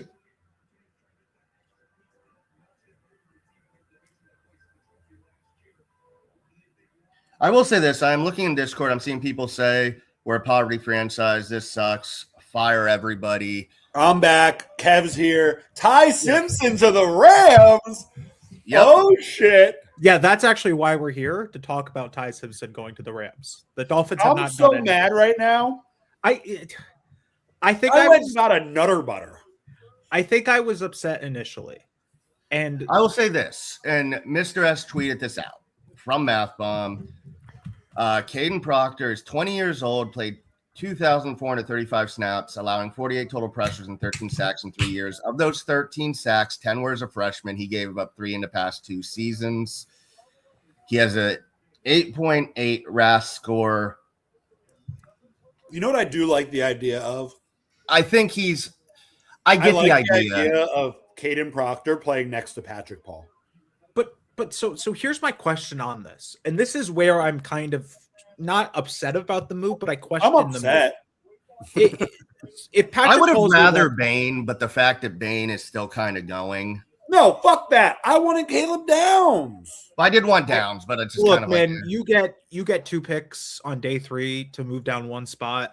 Fuck, dude, I don't like. I think that's good value. I think if a team's going to do that to go move up 1 spot, you'd be a fool to not take it. Because now that this allows you to trade up in the first, this allows you to trade up in the second. I This do allows you to- think that we are going to come back up at some point. Yeah, this allows you to manipulate your board more because now instead of having 11 picks, you have 13 picks, and you can still leave this draft with 11 picks if you trade a third and 177 or whatever, right? Like, I generally don't hate the trade. I think Caleb Downs would have been a fun fit. I also would have had question marks about it. My question mark with Caden Proctor is I think he's a great player physically. I think he has all the traits to be a terrific football player at the next level. There are very few 350 pounders who move like he does. I mean, he was playing There are- receiver for them. There are very few who can, do the things that he does on the field. But where does he play on this Dolphins offensive line?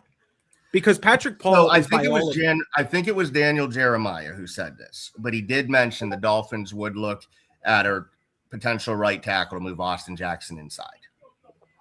It's funny because the more we've been talking about it, and we spoke about it a little bit last night. If you look at the type of tackles that the Packers draft and like to kick inside, And you know what's Austin funny? All my friends who like other teams are saying we made a good pick. but like, so my question here, I would and this agree. You is- don't pass on down. this is how I go down this list of things, right? It's like, okay, well, we all agree Patrick Paul's on the roster next year as your starting left tackle, right? And the goal is to kind of plan that he's your long-term left tackle to some degree. But I don't Cool. think Caden Proctor is a left tackle. But so then we go down, but he's only played left tackle in his entire career. So this is now inherently the issue of taking a guy like this is you are Or either do we teaching move him him to left guard and move Jonah back to the right? enough with the musical chairs, like enough with it. Like if You're I have to starting sit here, over here. if I have to sit here and continually move a guy around the offensive line, we can't be mad when he doesn't develop. I We agree. can't be mad. Like, this is the Liam Eichenberg issue. This is the Austin Jackson issue. This is the issue that we've had with every one of the offensive line that the Dolphins have tried to develop over the entire course of their history as a franchise.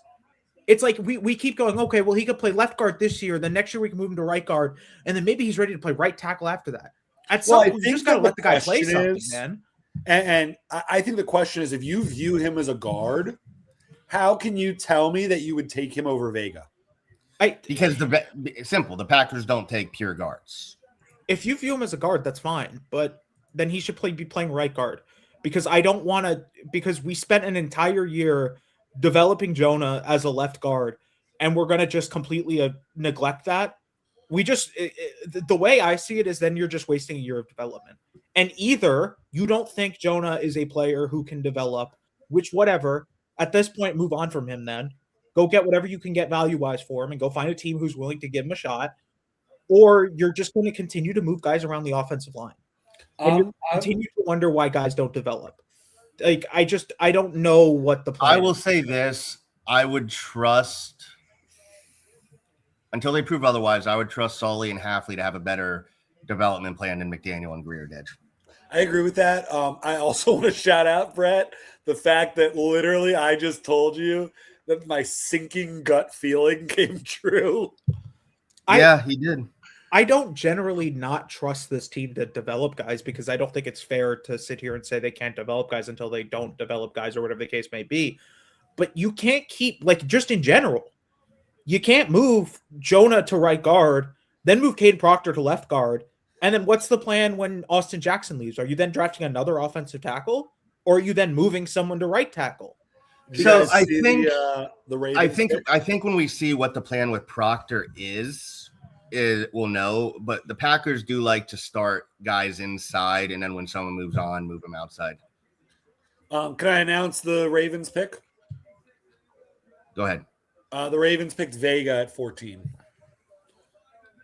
Yeah, that And now is 15, which I have multiple people that put money on the 15th pick because of intel that we received. So, but now that Ruben Bain is there, do they go in a different direction? they might. I think they really might go in a different direction here. Yeah, Kings of Finland earlier. All the intel pointed to O-line with the first pick, but I thought it would be dependent on Mawanoa or Fano being there. I didn't know they would that dead set on OL first. Now, let's be fair. They've been saying... Were they? Or do they think Caden Proctor's a good player? Because Right, that's what I want to know. because Dave Brugler had him as offensive tackle 4. Like, I think, like, people think he's like a 3rd round pick. He's not. Most people consensus wise think he's probably going to go somewhere from 11 to like 22. Yeah, I thought he was going to go like 17-ish to Detroit. Now, I think that it's probably likely that Maui Noah was their top target, and that's why they traded down afterwards. Because, you know, if he's not on the board and you don't like Caleb Downs for whatever reason, whether it be medicals, whether it be, you know, how he fits in your defense, whatever the case may be, then you move on and you go to the next player on your board. I don't think Caden Proctor is a bad player. I actually really like the talent. I think there's a lot to work with. I think if you're looking for a developmental tackle, which again, we talked about this at the beginning of the show, right? I think every tackle left on the board is a developmental tackle to some degree. I think he's probably the one who's most likely to develop because the other options are, you know, Monroe Freeling, who has some issues, and Blake Miller, who has some concerns. And, you know, the Spencer Fano's off the board. He went before you could pick, right? Like, I'm fine with this as the pick. But I'm a little weird because I don't know if he fits in a wide zone scheme. I think that either this is an indication that the Dolphins don't plan to run as much wide zone as they did last year. And Bobby Slowick plans on changing some things about his offense. And B, again, I just don't know where he fits. Because I think the plan has to be that he either plays right tackle this year or he's a full-time guard for you for the rest of his career. Because I don't want to start him at guard. I don't want to start him at left guard. I don't want to start him at left guard and then go, all right, well, now you got to learn right tackle because we don't know what we're doing. I think it's one of two things. Either you make him left guard going forward and you just say we have two mountains right next to each other because that's a big fucking left side of your line. That's fine. But then Or, I don't want to see. Three things are happening. Either he's left guard long term and you do that, or he's right guard for a year and then moves to right tackle when Ajax leaves after next year, or you just move Ajax inside, which again, Daniel Jeremiah, I think it was Daniel Jeremiah. It was one of the insiders. I'm pretty sure it was DJ. Did say the Dolphins were looking at tackles because they feel that Austin Jackson can play right guard. Brett, I'll tell you this. I think that wherever you're going to put Caden Proctor as a rookie is where you should leave Caden Proctor. So if you think that Caden Proctor is your right tackle, you just drafted him. Sully and Halfley just took with their very first pick running the Dolphins organization. They took Caden Proctor. So yeah. And Barry a couple Austin fucking Jackson move. Barry Jackson 17 minutes ago did say evaluators believe he can be a guard. Okay, then he's a guard. Then the case is he's your left guard, your right guard. Because Done. the Set. worst thing you can do for him, for Jonah, for everyone on this offensive line and go, hey, man, we're going to teach you to play guard this year. And then after this year, we're going to teach you how to play right tackle when Austin Jackson moves on. Kev, I 1,000,000% agree with you. Because like me and Brett have talked about this for years. I'm a big believer that if a guy in college has played one spot his entire college career, that you should be drafting him to play that spot. if the case is that he's your guard, that's fine. I would have still. I have a probably taken question with Ionai, Ruben Bain and Mekhi Lemon still on the board. At what point, if you're the Dolphins, do you start thinking about moving back but up? start calling now. Because I think the Jets are going to take one of them, but I'd be willing to move up right now. I'd consider it. I think if we took Caden Proctor at 30, I think we would be over the moon thrilled right now. Thrilled. How did he fall to 30? I think if we would, I saw Katie put, I saw a couple people in Discord. I think Katie was one of them. Did say if we were picking at 16, 17, I think people would be fine.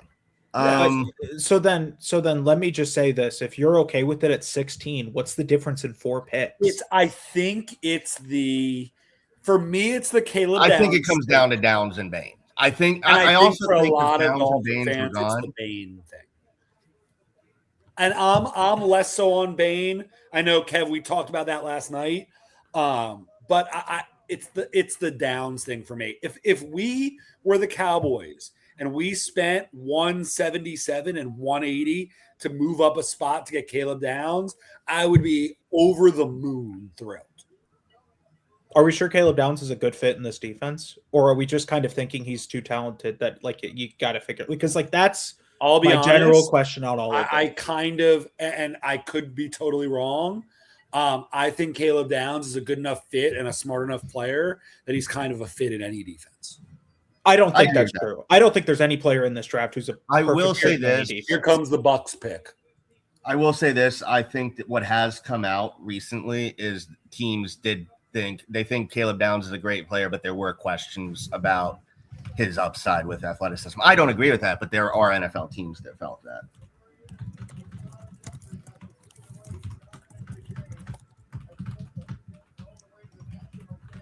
So, Bucks took Bain. yeah. Yeah, I think the board changed for them.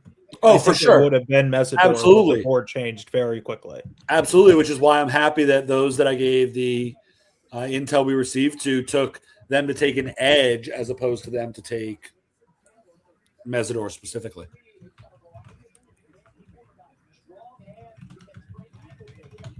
You know what? Look, what Nick Saban said about Caden Proctor to me, I don't know if you guys heard that, but he was talking about he's a guy that you love when he's in your building. But he's a guy you're a little tiny bit worried about when he's outside of your building. All right, man. I need Simon Clancy to stop acting like Caleb Downs is the greatest football player who's ever played football. This is insane work by him. Well, Clancy's in years to come, when Caleb Downs is getting fitted for his gold jacket, we've already called him a Hall of Famer. You know He's that not played Simon a. Clancy once got in a fight with Carpet Dinosaur. Look. I mean, I think he's a very bright football mind, but this is insane. No.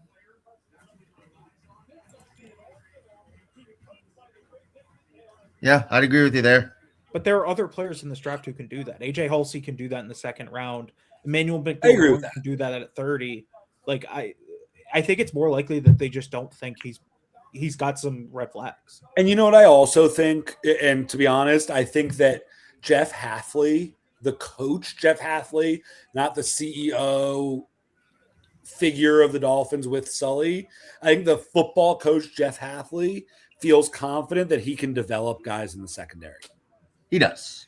And so I think that he would rather take, like, size matters for the Packers. Age matters for the Packers. They just took a 20-year-old that has over 2,400 snaps in college football at a high level of college football.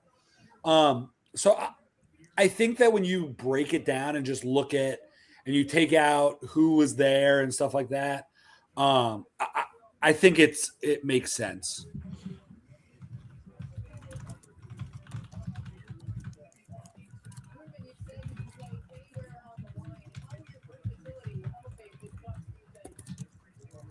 Yeah, we'll see.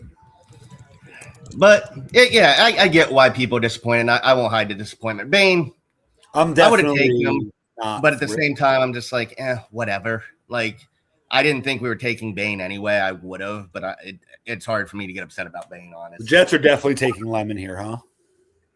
No, No? they're not taking No, because you saw, or no, because you don't think it's definite?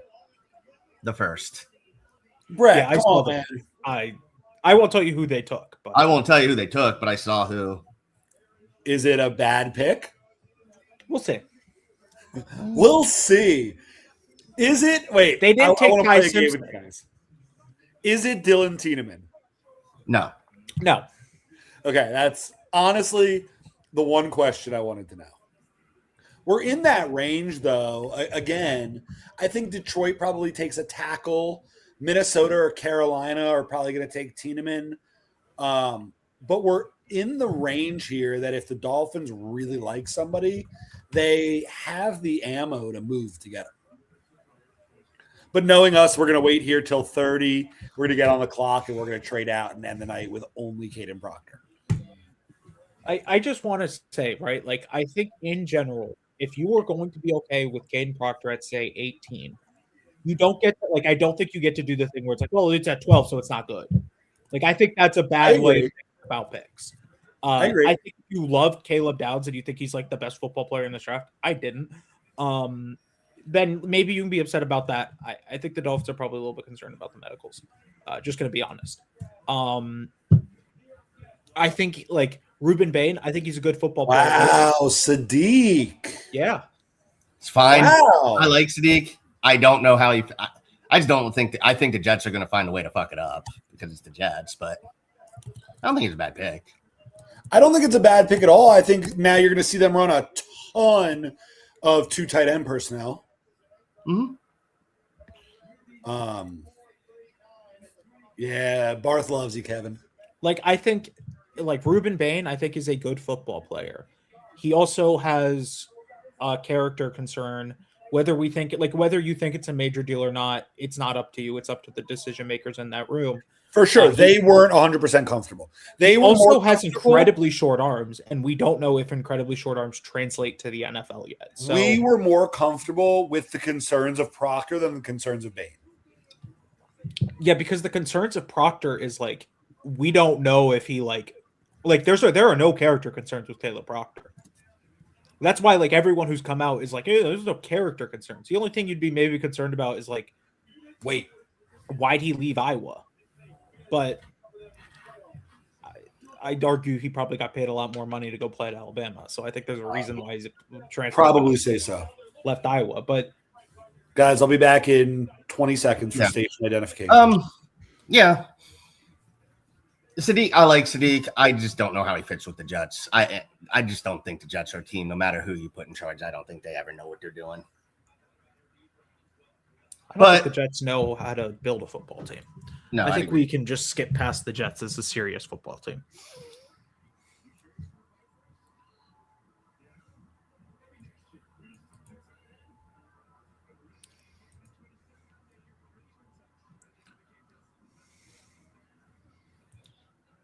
Guys, I'm going to put the draft board back up just so we have it there with us.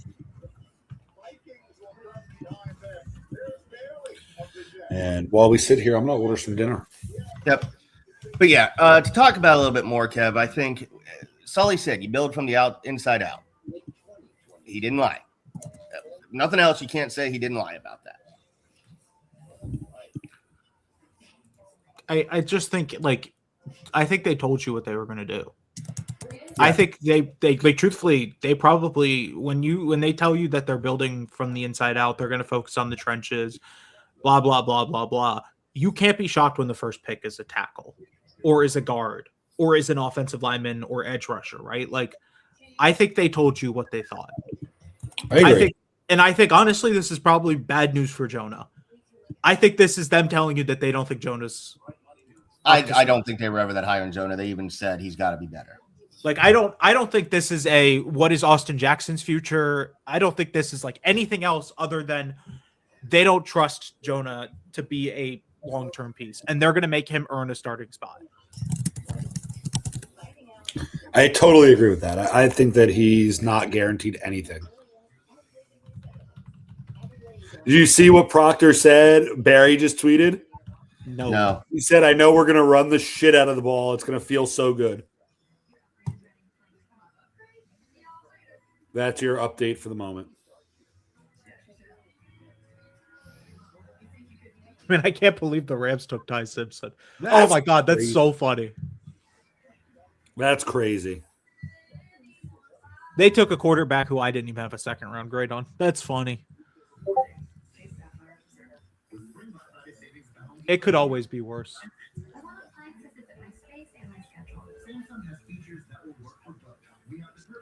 Yeah, as I said, I know we're going to run the shit out of the ball. It's going to feel good, so good blocking for Achane.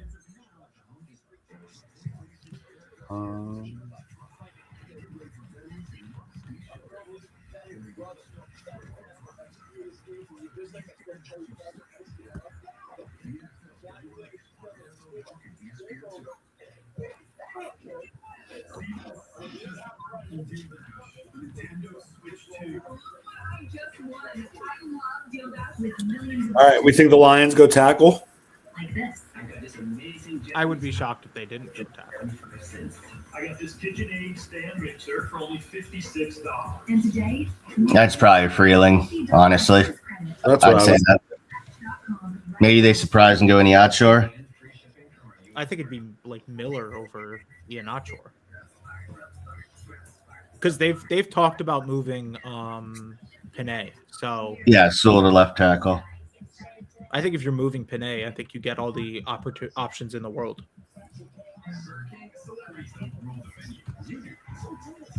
Totally agree. Yeah, the one thing I'll say, even if I don't like to pick, and I kind of said it before, this is a fan base that constantly reminds everybody that Chris Greer said you're more worried about the offensive line than we are. Yeah, we were all pretty concerned about the offensive line last year. No. Wow, they decided to fix the problem, or at least try and fix the problem, right? Like, surprise! Like, I don't know. Oh, I so agree. I'm not thrilled, guys. I'm not thrilled. I'm okay. Yeah, like I know you're not thrilled because you said like your doomsday scenario as I got on this podcast before the draft started was Caleb Proctor at 11. Well, So to be clear, they did take him at 11. So my doomsday scenario was Dylan Tiedemann because I said I was going to quit the show if he was a pick. I told Brett that my weird sinking feeling was that. Yeah, I didn't think so. I was wrong. Hey, we're wrong sometimes. Yeah.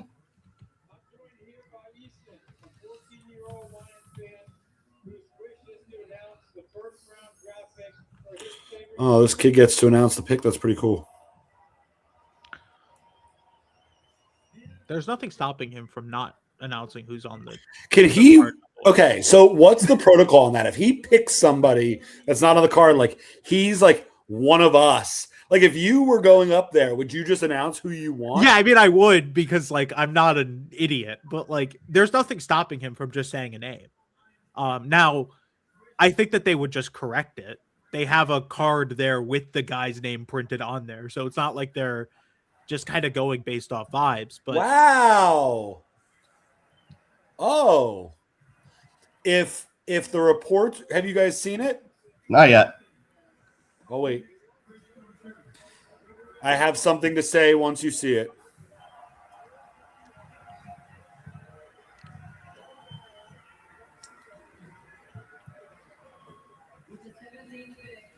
In the 2026 NFL Draft, the Detroit Lions yeah, Interesting. So to me, if the report is true that they're going to play Sewell at left tackle, Blake Miller's a plug and play right tackle. He's ready to go. He can play right tackle tomorrow.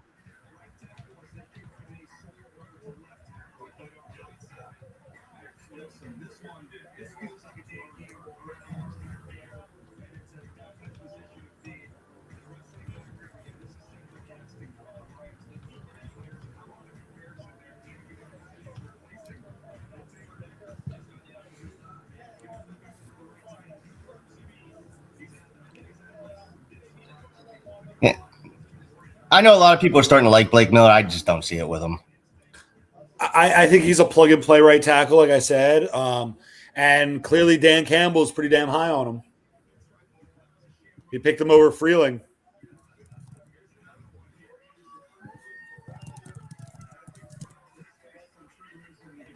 I wonder what the plan is for Minnesota now, because Tiedemann is my guess. Falk is a possibility, and the pick's about to happen on my TV. You guys tell me when you see it.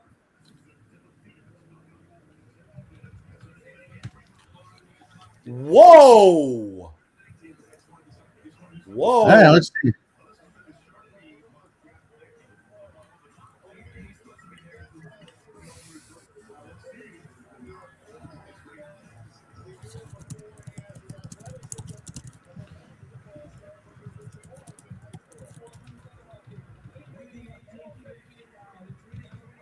Wow.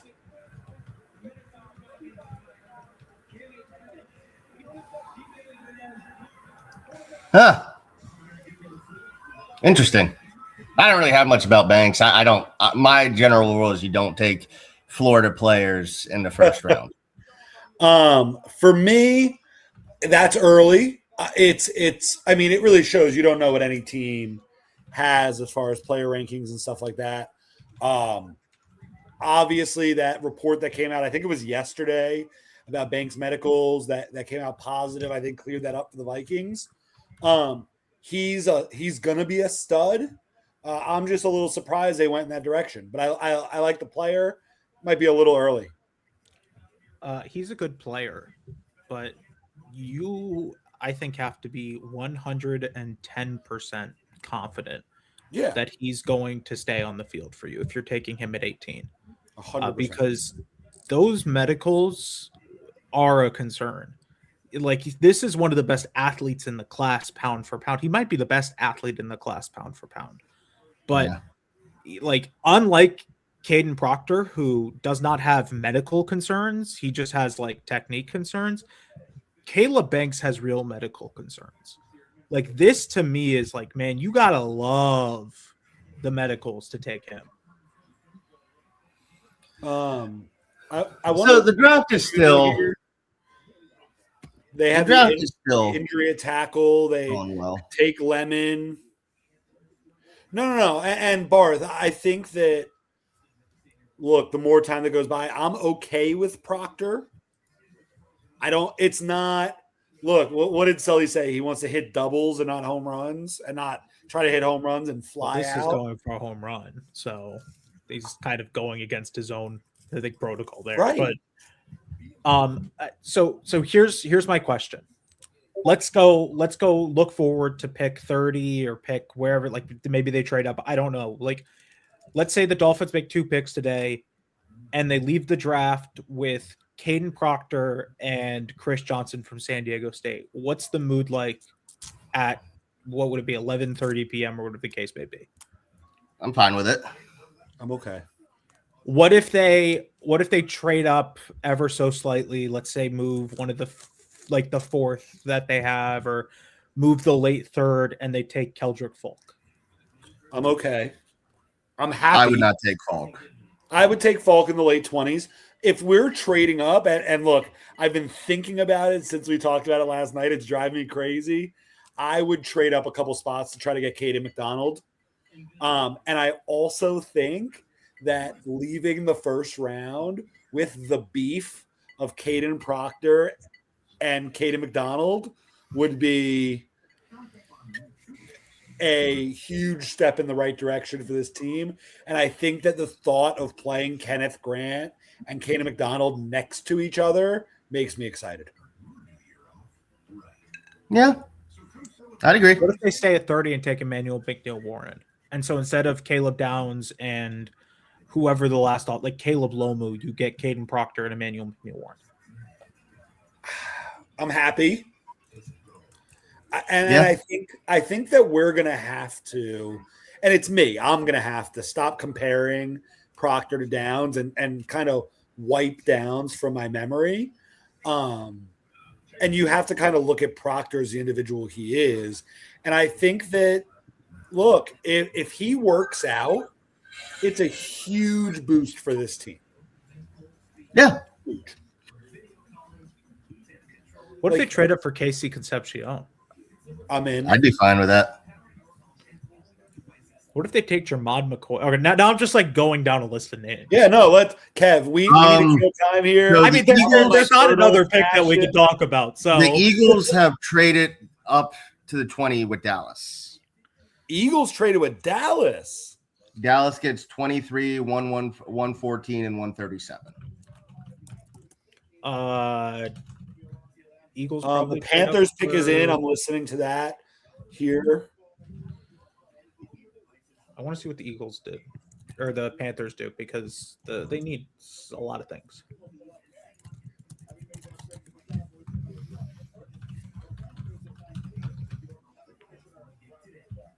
I'm interested to see what the Panthers do. I think they could take Falk. I think they could take Freeling. I think they could take Tiedemann. I think they could take a receiver.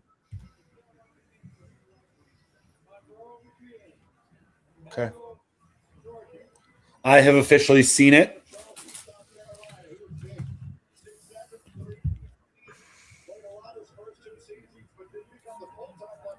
I will say this.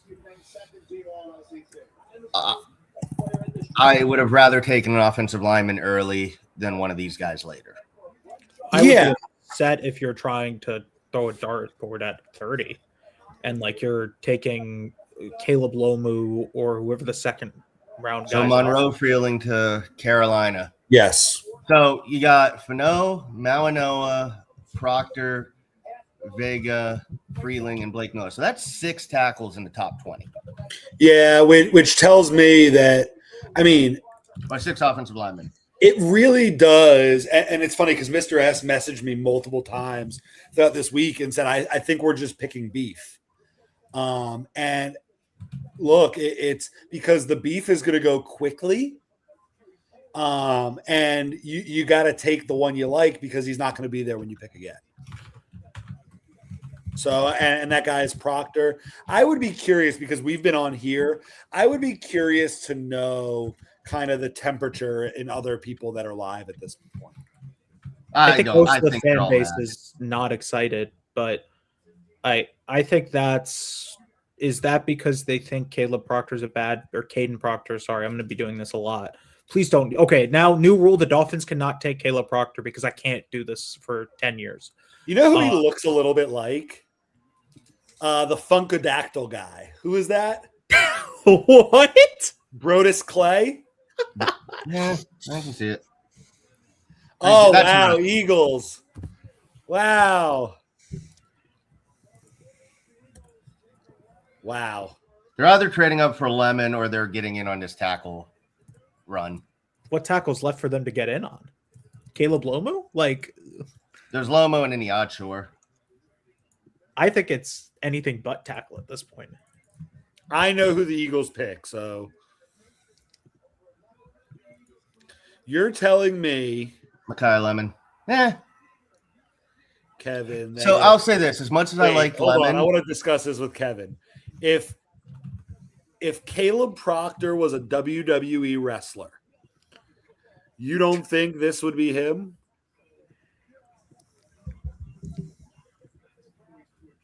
They don't look anything alike. What are you talking They're about? both giant men. They both have the same little strip beard. They're both like, it's there. It's there. Anyways. do you I'll guys say know this: who the I like Eagles pick? Makai Lemon, but the word is you can't deny it. Lemon reportedly failed a lot of interviews. I think he's going to thrive in Philly. I think that's a great spot for him.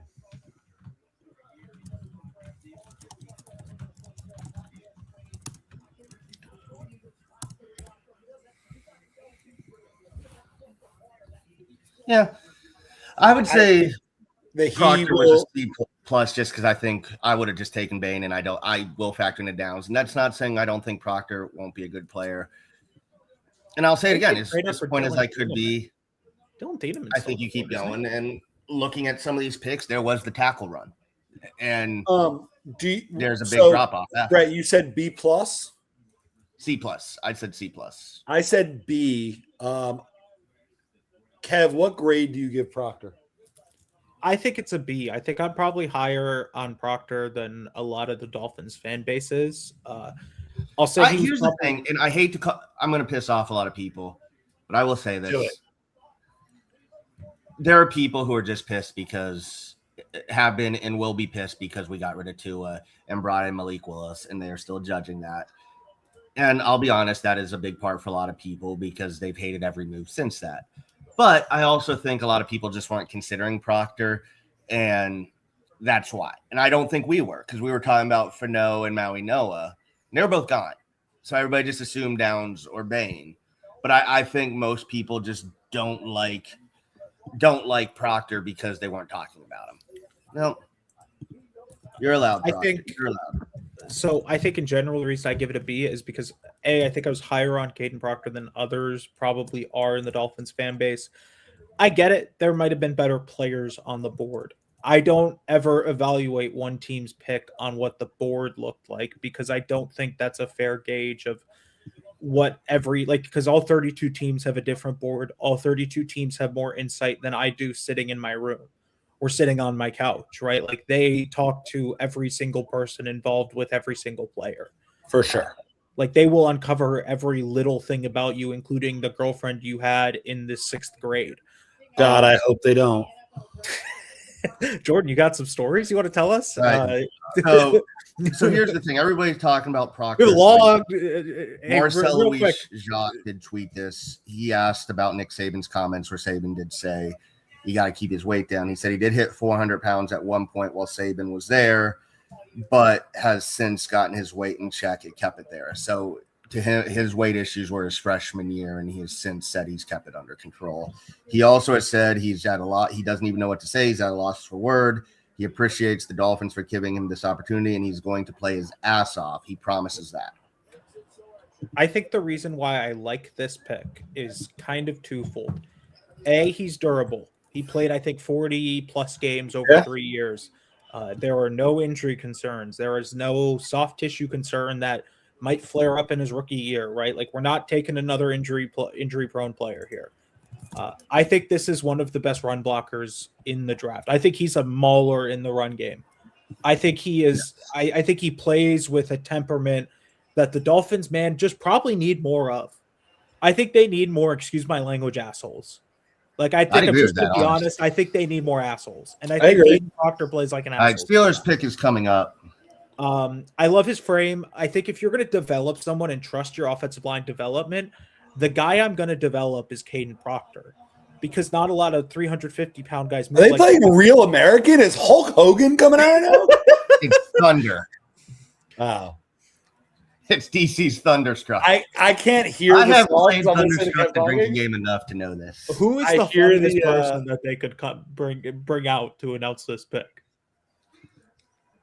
So I'm compiling a tweet for us right now of draft grades. Oh, they're playing Renegade. They're playing Renegade. For those who don't know, Sports, they play Renegade by 8+. Sticks. They play Renegade by Sticks before every fourth quarter in Pittsburgh. Oh. Barth, I'm saying this. I am fine. My disappointment comes more from not getting Downs. I actually agree with Kev. It sends a message. This is about sending a message. This is saying what we're going to be. I think this is them telling you that they didn't love the offensive line at all. I think this is them telling I think you that. Sully flat out said he didn't like the offensive line. Yeah, I mean, they flat out said Sully's first interview was like, "Hey, man, we need to fix the offensive line." They told you what they thought about this team. Like this song is going to be stuck in my fucking head for a week. Sullivan, like I will say, I don't think you should be shocked that they went anyone on the offensive line when like everything Sullivan had told you for 3 months is, hey man, we need to fix this offensive line. We need to fix this secondary. He is effectively, to not mince words, has called everyone on the offensive line a loser at some point, I think. So like, I think he just knew that he needed to fix the offensive line. I think if you think that there was a better offensive lineman available, I don't maybe disagree. I thought I'd have probably Monroe Freeling a little bit higher than him. But I will say this too. Caden Proctor and Patrick Paul are both 6'7". Proctor is 26 pounds heavier. He's 6'7", 352. Paul's 6'7", 326. That's crazy. It's one of the craziest athletes in the That's draft. crazy. Like, there are very few players who compare athletically to him because there aren't a lot of 350-pound guys who can move like he does. So I think, like, in general, I don't think it's a shock that they took the big guy who can move because, hey, man, the size doesn't change in the weather. I And get he told you that too. John Eric Sullivan told Well, you he that said- multiple times too. Yes, he did. Yeah, his first interview, fast gets slow, but big doesn't get little. He did say that. So let's see who the bus is picking for the Steelers. Jordan, I know you've already seen it. I have not. I'm seeing it right now. So I haven't seen it yet. Oh, okay. Okay, Steelers. Brett, you're going to like this one.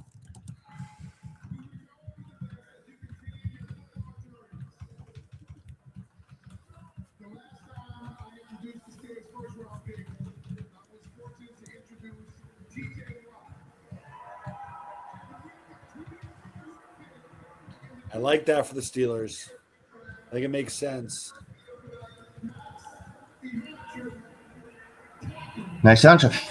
Okay, so that is 7 tackles and 21 picks, or 7 offensive linemen and 21 picks.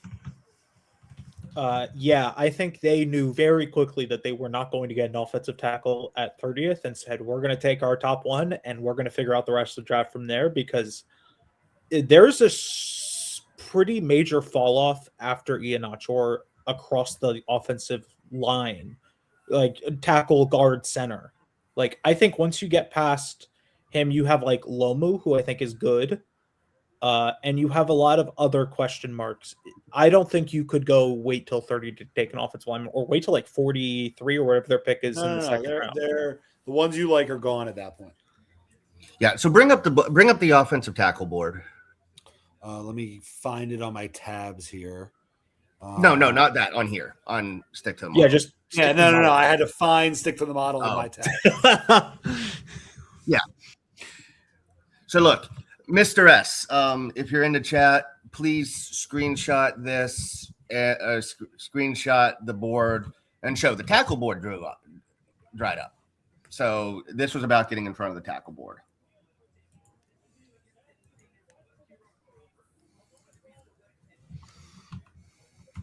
Like I do like Lamu, but I would have taken him at 30. I would not have taken him much higher. Those are, aside from Tiernan, I think that Lamu, obviously, everybody else is a round 3, round 4 guy. So this was about reading. In a lot of ways, this was reading the run, which a lot of Dolphin fans don't want to hear right now. But we would not have. I think he read the run really well. The I offensive line would Brett, have. honestly, I think that's a great way to say it. And I think this is also why they probably didn't even humor another trade down because they probably knew that once you got to like Carolina, if you want an offensive lineman, he was probably gone at that point. So I think this was probably we can't even humor another trade down because we know what the board's going to look like. And because I think the popular thing would be like, well, why didn't you trade down again? This reason alone. You have 4 or 5 guys go immediately after your pickman. There's not much you can do. Yeah, and I think so as I'm looking at it, I think this is just saying, look, it's drying up. And so the full board, I think we could. McCoy's a maybe. I would take a risk on him because of the injury. Falk at 30, I don't hate as much. My boy Tiedemann, Concepcion's there. Caden McDonald. The guy I've been hot on. Man with Neil Warren. Hot on. Really hot. Caden McDonald over this last week. Chris Johnson and Colton Hood are definitely in play. CJ Allen is in play. Christian Miller's in play.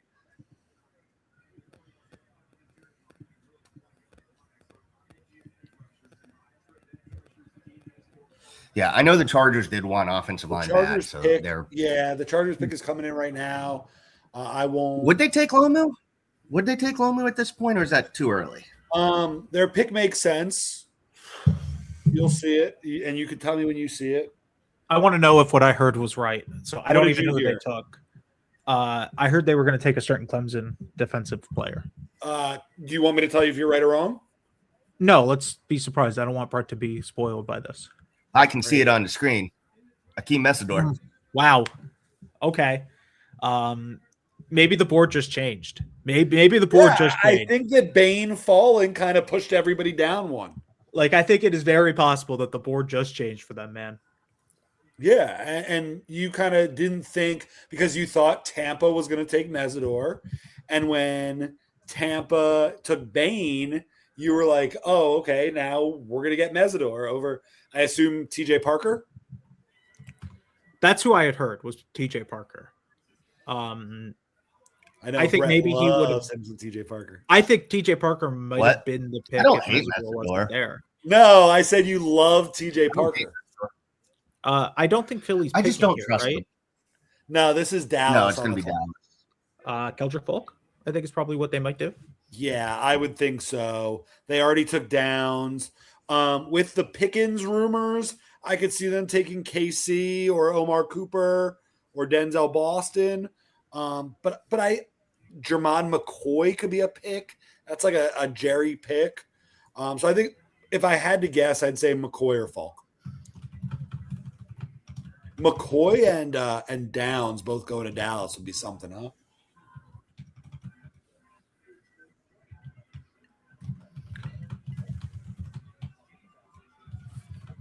Yeah.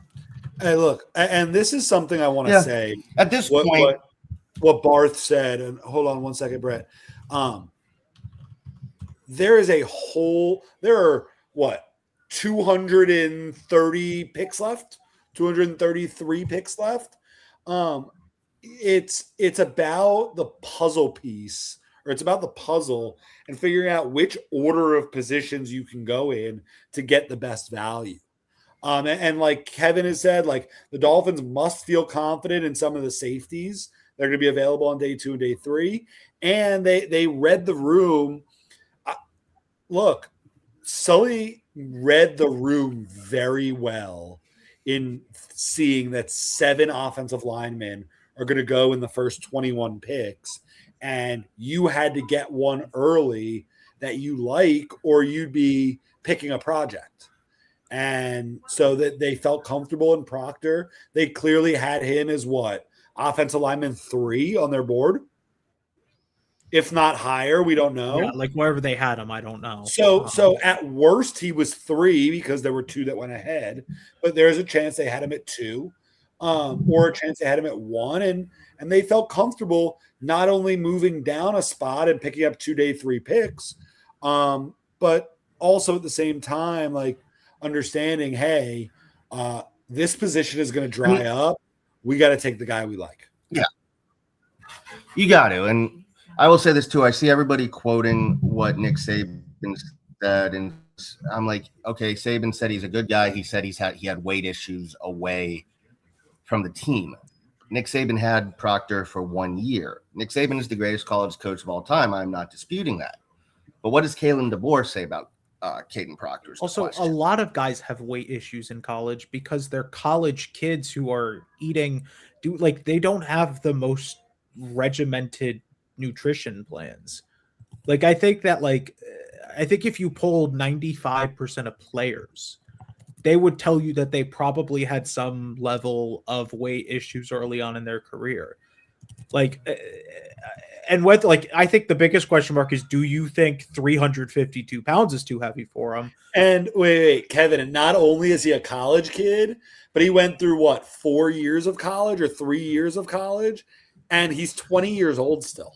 Yeah, he was there for 3 years. Yeah, he's an offensive tackle. He probably eats 6,000 calories a night. Like, he probably eats 6,000 calories a day because he's an offensive tackle. Like, I think, wow, the offensive tackle had weight concerns early on in his college career. More at 11. Like, I think this is not shocking. I would be more concerned if this was So Proctor says he can keep his weight below 350 or 355. He can play every snap and be the explosive guy. No, I am. And he says he can play anywhere on the line.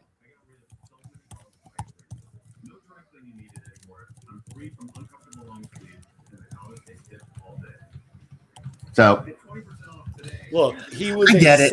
17, 18, 19-year-old kid playing in high-level college football games. I and I think get that it. Again, experience I am- is worth it. And, yeah, I think it's I would bet like good I said, money it's that a the B. Dolphins believe his best football's still ahead of him. I would Yes, bet good for money sure. at that. Absolutely. Absolutely. It looks like Dallas is making their second pick. Goodell's walking out to the stage. And we're, 2, 4, 6 picks away? Sounds right. We are at 23. So yeah, 24, 25, 26, 27, 28, 29, 30. Well, 23 is being announced as we speak. Yeah. Wow. Okay. Brett, let me know when you see it. We didn't make a bet, but I feel like I won something. I feel like I know who this pick is then. Oh, it's going based off of what I said earlier. So it's What do you Denzel think- what do you Boston. think it is, Brett? Well, with you said, I'm guessing Denzel Boston. Okay, Brett says Denzel Boston. Kevin, who do you think it is based on what I said? Gonna go Malachi Lawrence. Oh no! Wow, Malachi Lawrence. Yeah. UCF. A UCF Knight went off the board before a Michigan Wolverine and a Kansas State Wildcat. I would I said today. and an FAU Owl said he and would. whatever. Okay, other- well, that one's not shocking. There's no good FAU players in the draft.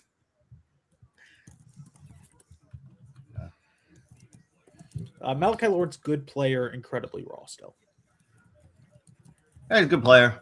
There was a late push for him to go round one, so figured he was. You know, a lock. if we were Dallas and we were leaving this first round with Caleb Downs and Malachi Lawrence, I would be happy with that. Yeah, that would have been great. But I think that's a really good first round for Dallas. it is. And like I said, we'll recap everything later. But like I said, I get it for the Dolphins too. It is I will judge it after the 30th pick too as well. Whether we agree with the player, whether we agree with how it was handled, it is a plan. Funny enough, it's a plan that most Dolphin fans want it. So there's that. I think Malachi Lawrence for the next round of edge rushers is probably the one I felt most comfortable taking a chance on. But yeah.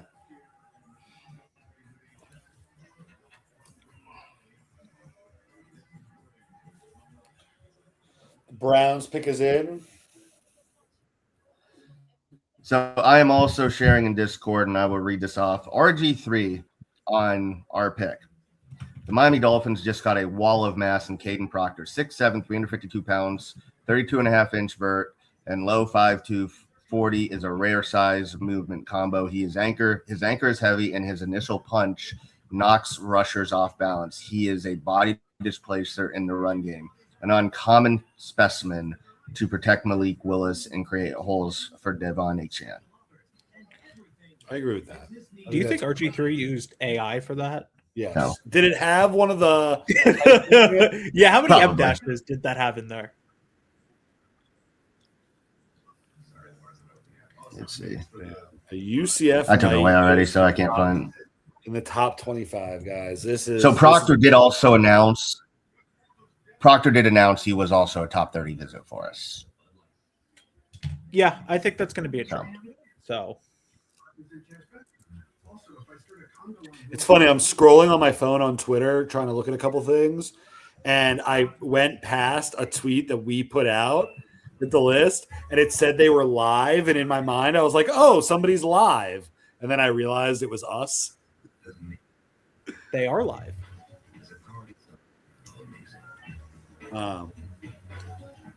So I put out a tweet 15 minutes ago about 5 grades that were given out from just random different places on Caleb. You got me on this, Kevin. I'm gonna keep saying Caleb Proctor. I'm telling you, they can't draft Caleb Proctor now. I'm Yeah. sorry, he's off the board. You have to take his card and throw it in the trash. Yeah. Caden Proctor. USA Today gave us a C+. The Athletic gave us a B-. 24/7 Sports gave us an A+. Sporting News gave us a C. And Prize Picks gave us an A. Why is Prize Picks? Who is I don't know, making man. draft Look, grades for? we're Prize live. We're doing a lot of things. I simply Googled draft grades. You know how Google throws you all those at the top? I just quickly clicked on all those. NFL Plus for more access for the picks. I'm doing the best I can here. Flex. Scan now and score 3% off NFL Plus. Here you leave today and enter a world of cool kids. So again, I gotta ask. Everybody keeps pointing what Nick Saban said. What does Kalen DeBoer say about Caden Proctor?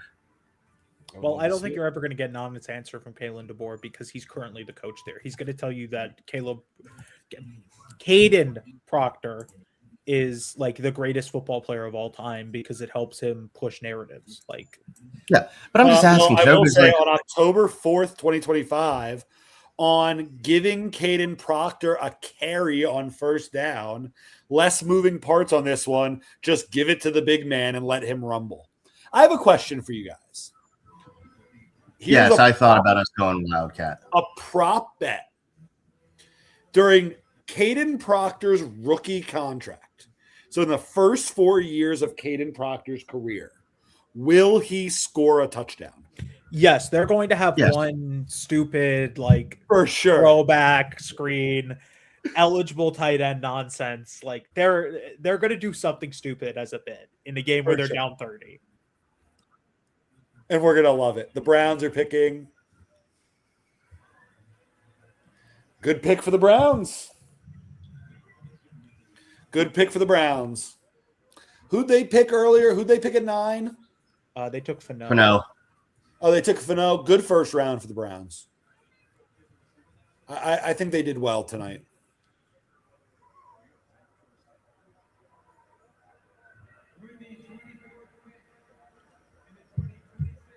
I'll wait till you guys see the pick, and then I'm going to jump off one final time for about 90 seconds. Good pick. Who'd they take? KC Concepcion. Oh, interesting. Good Yeah. player. That's nice pick. I would have liked to see some testing numbers from him Yeah. because, I mean, I think he's a good player. I think he's like a really good slot receiver, but he just didn't test. So I think in general, now they have access to actual speed data that I don't, but I would have liked to see him test a little bit.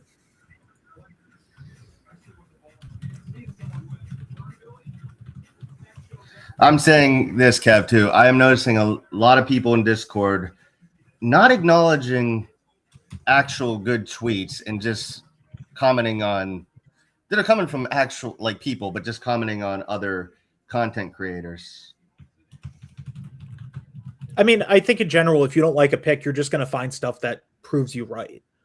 Like, I think that I think it goes both ways too. If you love the pick, you're going to find things that support your argument. If you don't like the pick, you're going to find things that support that as well. Like, I think that I think that's just like being a fan is like, if you don't like a pick, you're gonna be like, I don't like this pick. Look at all the people who agree with me. They're all smart. Like, I think that's just what like football fandom is with the draft. No, it is.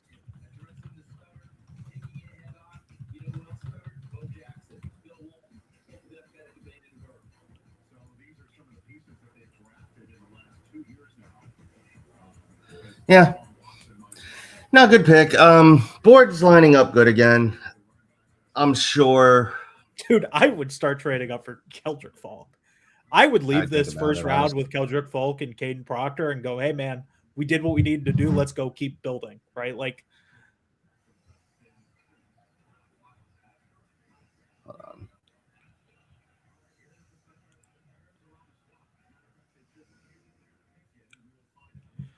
I'll be right back. I gotta go get something to drink.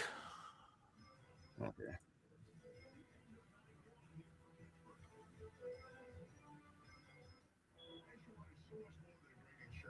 Yeah. I'll say this. I don't like I see people rooting for the kid to fail. If you don't like the pick, don't like the pick. I'm not going to tell you how to feel. Don't root for the kid to fail.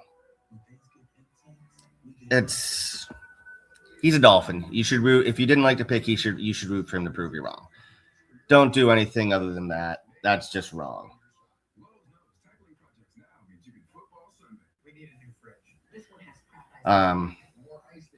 See who the Bears take. I'm waiting. Another thing from Caden Proctor, he feels comfortable playing anywhere on the line. He said he hit it off with the team right away during his pre-draft visit. So he's another guy that got announced as a top 30 for those who missed. We're getting closer. Once Jordan gets back, since he's the one sharing the screen, I will have him share the big board so we can take a look at it again.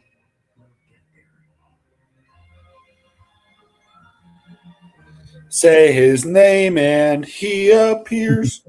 So Jordan, go ahead and bring the big board up from Stick to the Model. You got it, my friend. The pick is in for the Bears. We're just waiting for it to come up. What's War Room look like? Let's look at the War Room for the Dolphins. Let's see what this. I haven't seen this. This is cool. Stick to the Model gave us a D. Oh no. We'll see. As soon as we'll see how he plays. So, Brett, the first thing I want to do is talk this out while other picks are happening. Then I'll go to the big board in a second. Where do you think, looking at this, that Caden Proctor plays from day one?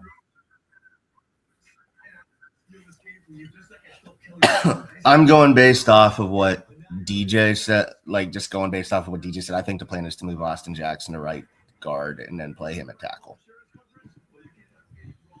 I know I can do that somehow. But whatever. So Proctor would move to right tackle. Here's the board here to your right side. This is pretty. All right, so I don't think it'll be McCoy if we took a. Yep. Was that noise for the Bears? I don't have it yet. No, that was a commercial.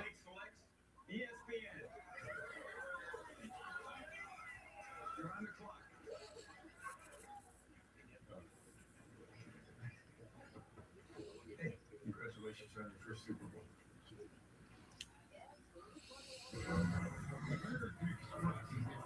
What have I missed? The Dolphins took Caden Proctor. Really? Oh The my Bears god! pick is in.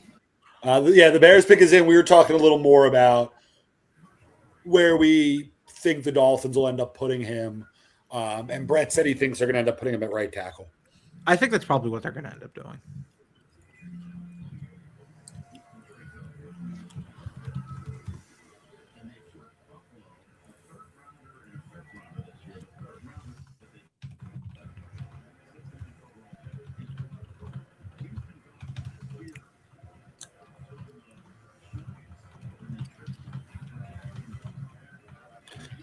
According to Adam Schefter, this isn't a spoiler really, because I think we kind of knew this to begin with.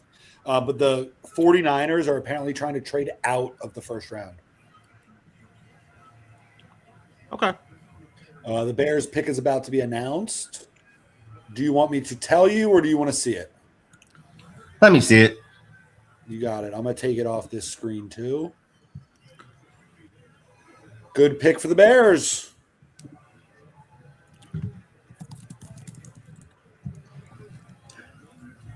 I kind of wonder if we get closer if it's going to be Caden McDonald. I hope so.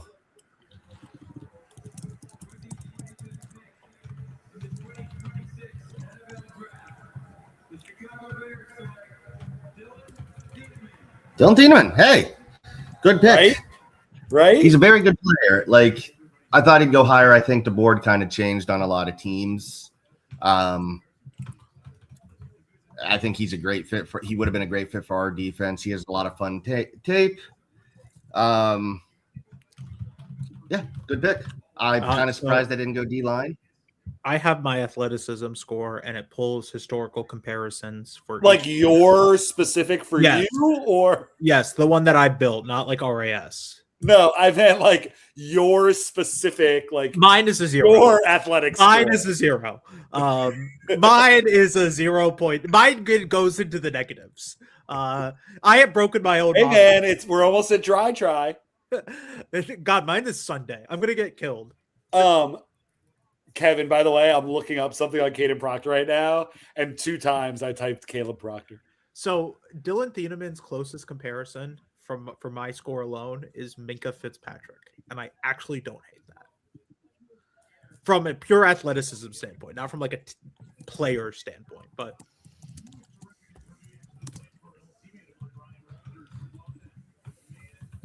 Okay. do the Bills take Denzel Boston? Huh? Do the Bills take Denzel Boston? Maybe. They might. I mean, he's the last round 1 receiver that we saw. Like that we No. Oh, Buffalo traded. Oh, out. Buffalo trades to who?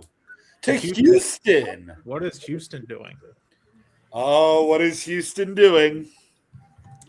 Is this one of the one techs? Is this another offensive lineman? Is it Carson Beck? Texans get 26 and 91. Buffalo gets 28, 69, and 167. So 26 and 91 for 28, 69, and 167.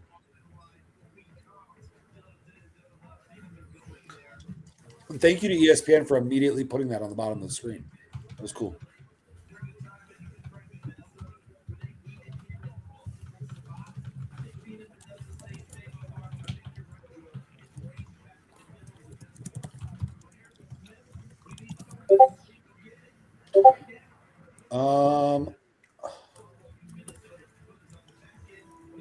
The Dolphins have traded Dolphins traded up. Oh my God, 30 and 90 for 27. they love a guy. They love a guy. Is it Caden? They love a guy. They 30 love and someone in this 90 for draft. 27. They has said, happened. I promise you, they looked at it and said, Buffalo can't get this guy. Whoever that is, they said Buffalo can't get Is it Boston? Oh, did they take that? Did they take a corner? Do they want to get above some of these other teams for a corner? So wait, did they trade with San Fran? Yes. Nope. Yes, we did.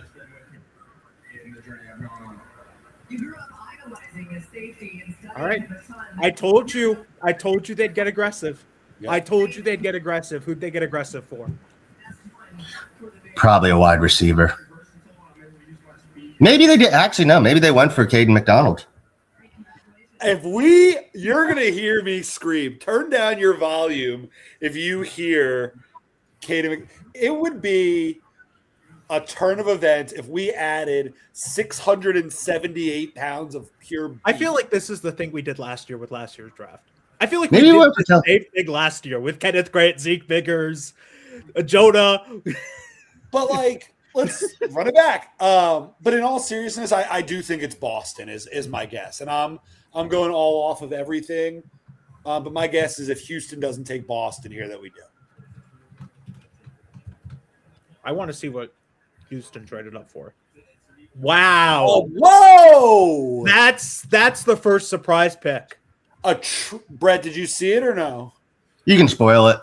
The Keelan Texans traded up for Keelan Rutledge from Georgia Tech. Oh, they said he could make it into the first round. So it's funny. We did hear in the last week that he was possibly going to be a first-round pick. But that's interesting. A move up, which makes it seem like they didn't think he was getting 2 more spots. Interesting.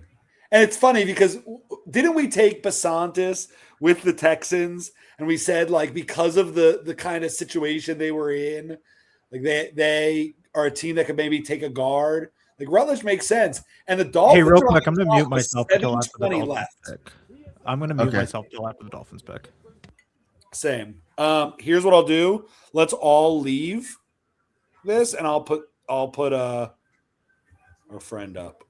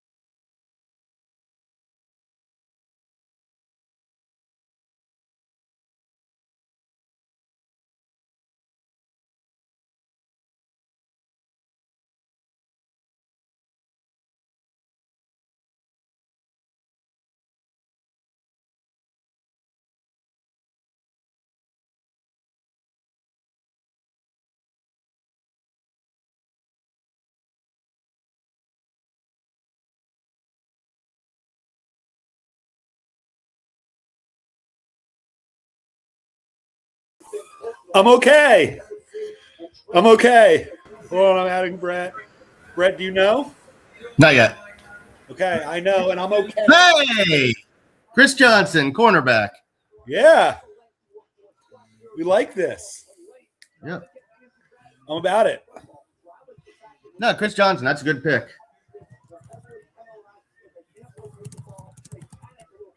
No, that's a guy we talked about. It's a good pick. Love it. Yeah, love it. We did get a fourth back in that trade. By the Yeah, way. no, that's a good trade.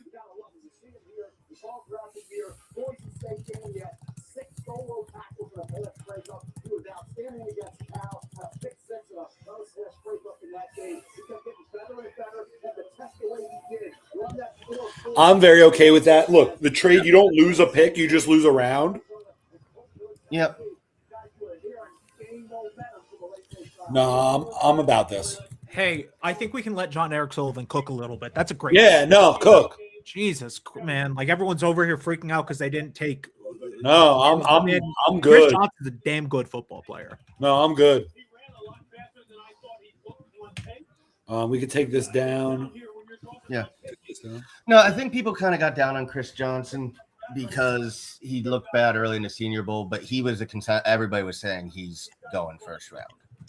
So Another trade. The Patriots are 28 now. The Texans traded back again.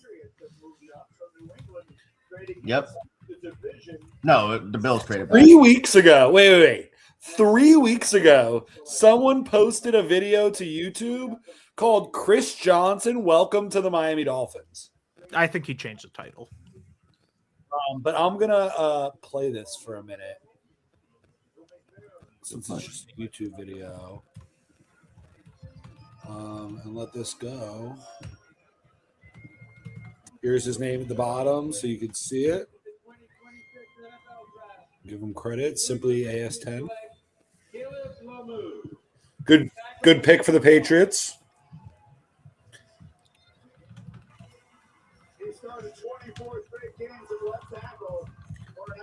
Didn't somebody take number one? Did Jalen Tolbert take number one? Is that who it was? Yes. Yes. So here we got some Chris Johnson highlights. Product of Simply AS10. Like, to me, this is an A pick, and I'm okay with the trade as well.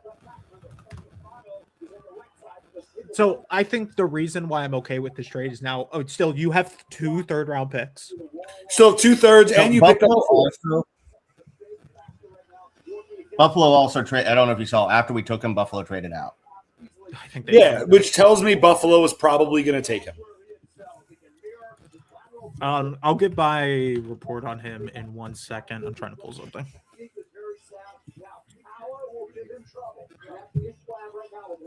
He's 6'6", 313, right? You're like, he's one of those guys when you watch him, you go, does he ever really show you any nasty coming off the ball? The ability to desire to want to put somebody in the ground. But he's just so efficient and he's effective. You go, okay, I'll take that. But there's more in him to come, especially from an aggressive standpoint, which I think will take his game to another level. All right, Jared, Putting all the negative Nancys or a couple negative Nancys in jail. It's always fun to wake up the morning after the draft and see who got jailed.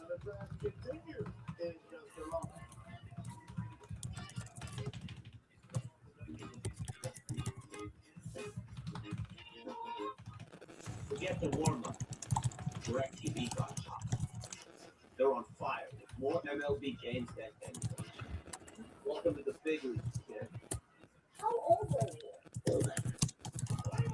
You know what I don't like? I don't like people that say, like somebody in the Discord. Oh, yeah. Said, People are saying, "Oh, we could have got him." No, you couldn't have. Buffalo literally traded down. You never. As You soon as can we made never. that. The worst thing you can do as a general manager is go, "We can get him later," if you because you're never love a getting him player- later. If you love a player, you go get him. Period. Like I think it just in general, if you like a play, like you said, if you love a player, the 3rd-round pick doesn't matter. If Chris Johnson is a Pro Bowl cornerback, no one's going to care that you traded a 3rd-round pick for him. I agree. Hidden Valley Ranch season And I think I don't care. I think we got better tonight. I will say, I think I had Chris Johnson as my third best cornerback in this class, behind Mansour Delane and Jermod McCoy. McCoy obviously has the medical concerns that I think is the reason why he's falling down the board, not talent related whatsoever. This is a guy who can play man coverage, zone coverage. This is a guy who can play against the run. This is a guy who has one of the highest motors I've ever seen from a cornerback ever. He'll go sideline to sideline to go chase a guy down. Like, I think, again, this is telling you what the Dolphins want out of their guys. They want players who are athletic, obviously, but they also want guys with high motors who are going to go put their ass on the line for their team. Like, they want certain builds of guys. Chris Johnson, like, right, I think they're going to press a lot more now than they did previously with Chris Johnson. This is a great pick. This, to me, is a great pick. I would have been ecstatic with it at 30. I'm ecstatic with it at 28 or wherever they took him, 27. Right? Like, you need to fix the cornerback room. That is a must. That is a day one must thing. You are getting a guy who's 6 foot, runs a 4.40, is explosive. Like, the only reason I think you would be upset is if you are just willing to look away from the Jermod McCoy situation with his health. I'm not. I think that's a major concern. And again, you still have 2 fifths. You have a 4th. If you want to get back in the 3rd round for whatever reason, you can do it pretty easily. Yeah. We still have 9 picks left. Am I correct after everything? More, no? Because we picked up the 2 fifths? But they might have 12. We still have 10 picks. Yeah, so they added a pick because I got 2 fifths. Yeah, we got 2 fifths, and then we traded. So we started with what, 11? Yes. So I think we still have 11, is my belief. No, they have 12 total now. Because Mr. S just shared. Jordan, please go to our Twitter page and play the video that Mr. S shared of Jordan Reed, because Chris Johnson is one of his guys. So just real quick, Jordan, they started with 11. They added 2 picks from the trade down with Dallas. So that makes 13. No, we have 11. 13. Right. Then, we had 11. We gained 2. They gained 2, and then they lost 1 in the trade up from 30 to 27. So they have 12 total picks. No, but we picked up a 4th from San Francisco. They got an extra what? Yeah, we swapped a 4th. We got a 4th back for it. We traded 30 and a 3rd for 27 and a 4th. I did not know. I'm sorry. I did not know they got a 4th out of it. That's insane. Eric Sullivan, have a day. That's what I'm over here saying. John Eric Sullivan, I was okay with them giving up a 3rd to go draft the guy. We got back a 4th. Yeah. So, yeah, this is the video. One player I'm trying to figure out why he doesn't have more love is San Diego State cornerback Chris Johnson. I am a big fan of him. And I think he needs to be in the first tier of this year's corner group, along with Mansour Delane, Jermod McCoy, Avion Terrell, and Colton Hood. I have a first-round grade on Chris Johnson. He's continued to check every single box along the process. The biggest question that he needed to answer was just the vertical speed. And he comes out and he runs a 4.40 at the combine. He jumps 38 inches in the vertical jump and 10.6 in the broad jump. And I just look at the back end of the first round. The Chiefs at 29, the Dolphins at 30, the Seahawks at 32. A lot of teams need corner help, Matt. One player I'm trying to. I love while this. We were watching that video, by the way, the Chiefs just took Peter Woods at 29. Did San Francisco traded out of the first round after trading? They traded with the Jets. So the Jets are going up for something. Can the Jets come up and get Carson back? Oh my God, please. Let that be what they do. I want this to happen. Probably Denzel Boston. They haven't picked a receiver yet. I would guess Omar Cooper, I think, is the most. I'm sorry, Omar Cooper, because they traded ahead of Buffalo. So I would think maybe Cooper. I forgot Cooper was still there. Wow.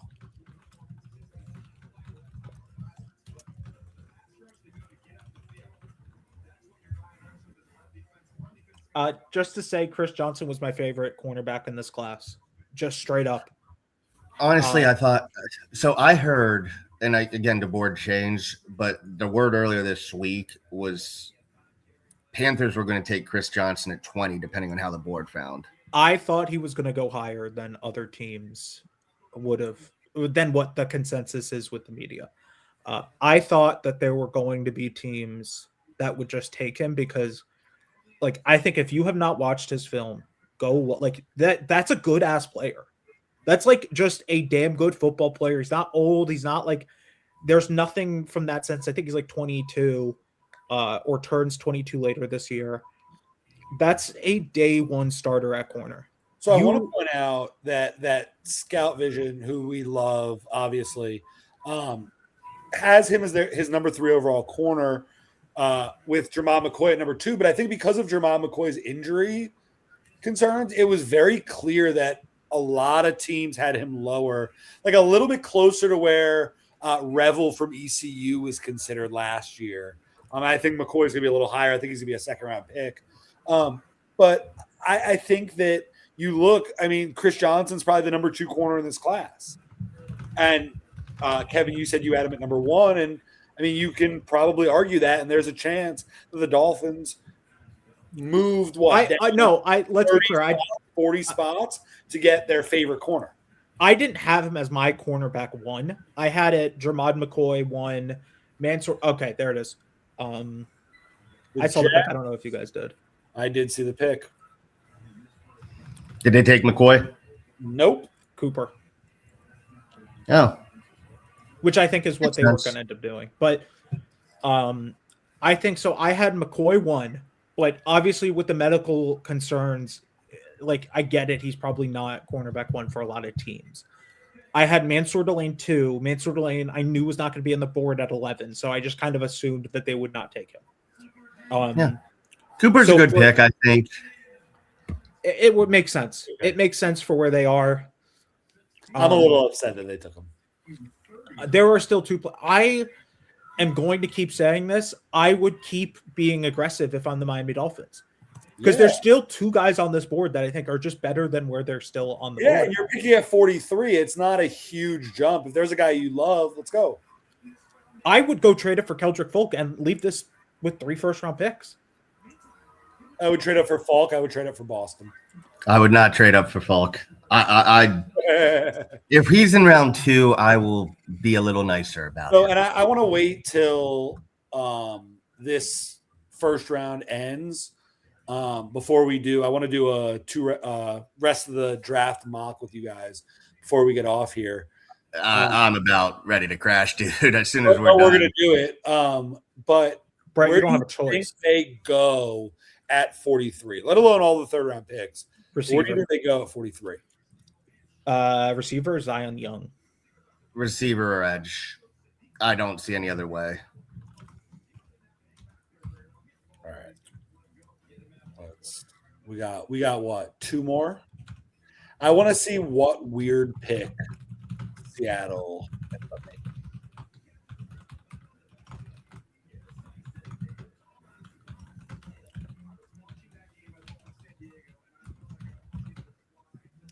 Is Buffalo finally going to make a pick here?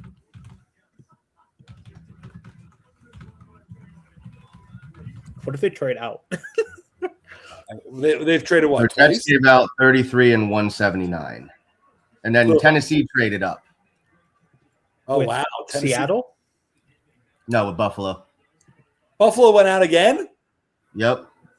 Buffalo says the pick is in with okay, this is stupid. What are we doing here, guys? So I see on NFL Network that Tennessee's pick is in, and I see on ESPN that Buffalo's pick is in. Yeah, ESPN, the ticker says Bills pick is in, but it shows that the Texans are okay, so they did trade up. Okay, this is stupid. They don't know what they're doing. They finally corrected it, by the way. Did they trade up for Denzel Boston? They already got Tate. Oh, right. I forgot they took Tate. Maybe they get Falk.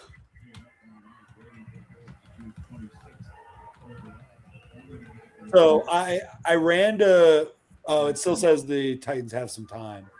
But if this was the board at 43, what would you guys think at this point?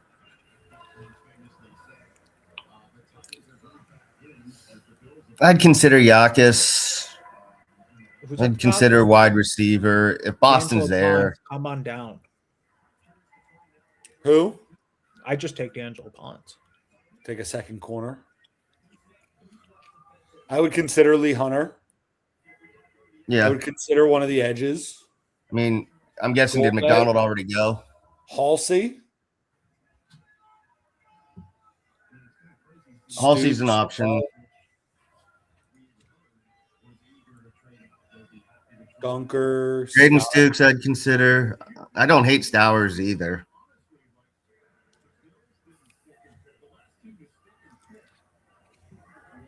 Yeah. I think there are a ton of directions we can go. I think Tennessee. I don't know for sure. I think Tennessee traded up to stop the Folk slide. I mean, that would make sense. They didn't get an edge at 4. He's probably not going to be there again.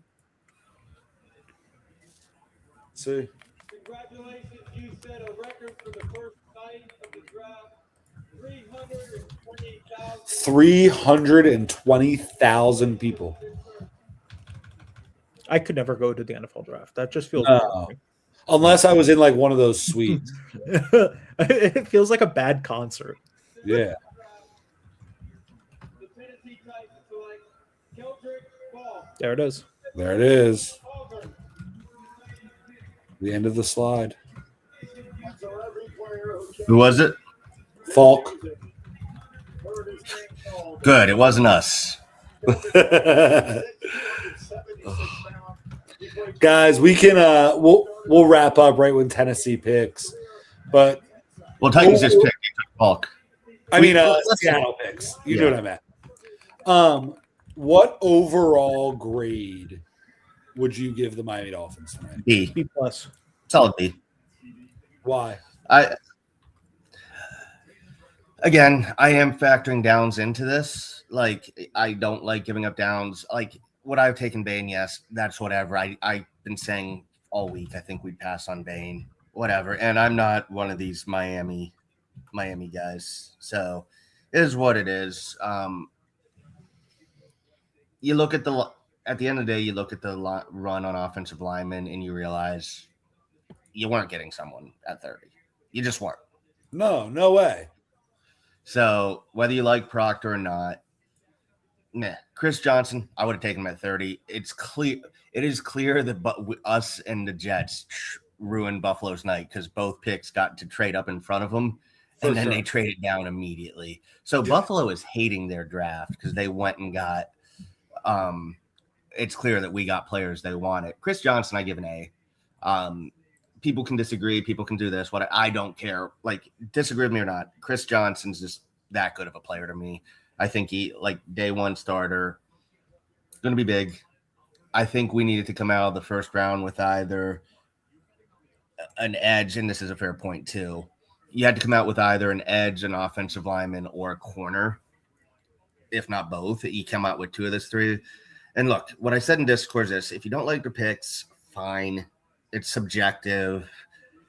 Everybody's freaking out who I figured would freak out. But you know what I'll say? You know what tonight what I was showed gonna say me? is, Go ahead. I think there's a plan.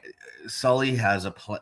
Sully and Hafley had a plan, and whether you like it or not, whether they get the picture or not, right or not, there is a vision here. If they would have taken, I think it's clear if Malinois was there, if Fano was there, they probably take one of those guys at 11. I don't think they take Bain. Down sucks, but they wanted to get bigger in the trenches on the offensive line. They wanted to get stronger, and they wanted a corner. They got a big-time corner. There were still good players available. At the end of the day, who cares what we think? If they play well or they play poorly, then we'll go from there. So I give it a B just because even if I can see the reason for Proctor, I just wouldn't have done it. What tonight showed me is that John Eric Sullivan's era with the Miami Dolphins is going to be an aggressive one on draft weekends.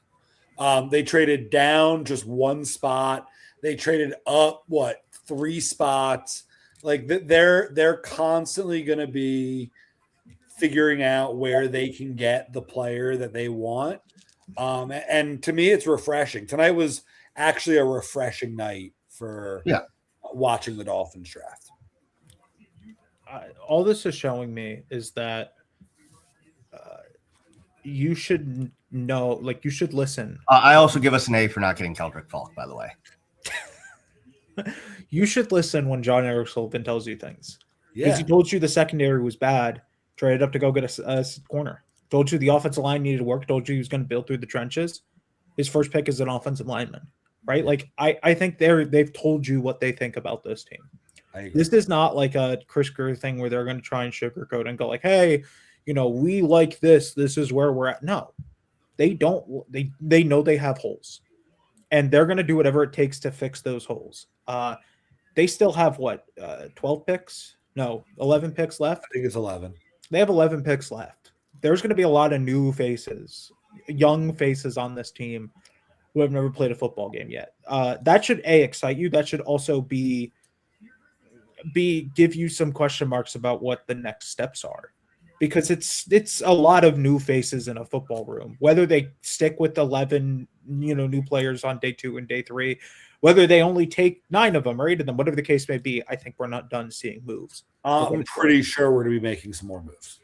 But I think it's a B+ draft for me because look, man, is Caden Proctor my favorite offensive lineman? No. I think I had better offensive linemen on the board. I like Monroe Freeling more. I don't think that means that Caden Proctor is a bad football player. I want to see where they plan to put him first. If it's a guard, I think I'm a little bit more iffy on the pick because I would have taken Ione. If he's a tackle, cool. You better be able to play right tackle. That's all I'm going to say about that. Chris Johnson, man, it's a terrific pick. That's a damn good football player. Yeah. I think that guy should have gone earlier in the draft. The Dolphins should be ecstatic that he fell to 27 because I don't think he would have fallen to 30. I think one of the teams after that would have taken him. So you got one of the better cornerbacks in this class in the late first round. That alone should tell you, like, the excitement level about this draft should be that you just got a player who some people have as cornerback 3. Dan Brugler had him as cornerback 3, which really is cornerback 2 because Javon McCoy is hurt. You got him at 27, and all you had to do was move from the 3rd round to the 4th round to do it. Oh, no. And you already had no. Anyways. 4/3, 3/3. Like, hey, man, I think that this now sets them up. Day 2, they can do whatever they want. They want to take a receiver, they can take a receiver. If they want to take a edge, they can take an edge, right? There's so much more they can do with the board because of what they did in that first round. They can take 2 receivers or 2 edges. They could double up at corner. Like, I don't think anything is off the table. I think we'll see a safety. I think we'll see a receiver at some point tomorrow. Also, there's a name still on the board here that they could take. Zion Young? No. I know. There's a big guy who weighs probably about 330 pounds still on the board. Yeah. Katie McDonald. Unless the Seahawks take him now, which Unless the Seahawks will, take but the Seahawks. They did it. Oh, no. No. Wow. They took Price. Oh my god. Wow. I'm still watching this kid yell like he's at a. Every kid gets up there like, I'm just gonna make it about me. Wow. Look, man, that's a good football player. I don't know if I'd take him at 32. Yeah. Wow. Wow. You know what's funny, Brett? Didn't we mock that a couple weeks ago? We did, and I even said last night I think it's going to be Price, but I took Chris Johnson because he's too good of a player there. Final thoughts? Good player. We've been on for 3 hours and 14 minutes. Yeah. Final thoughts. An emotional roller coaster.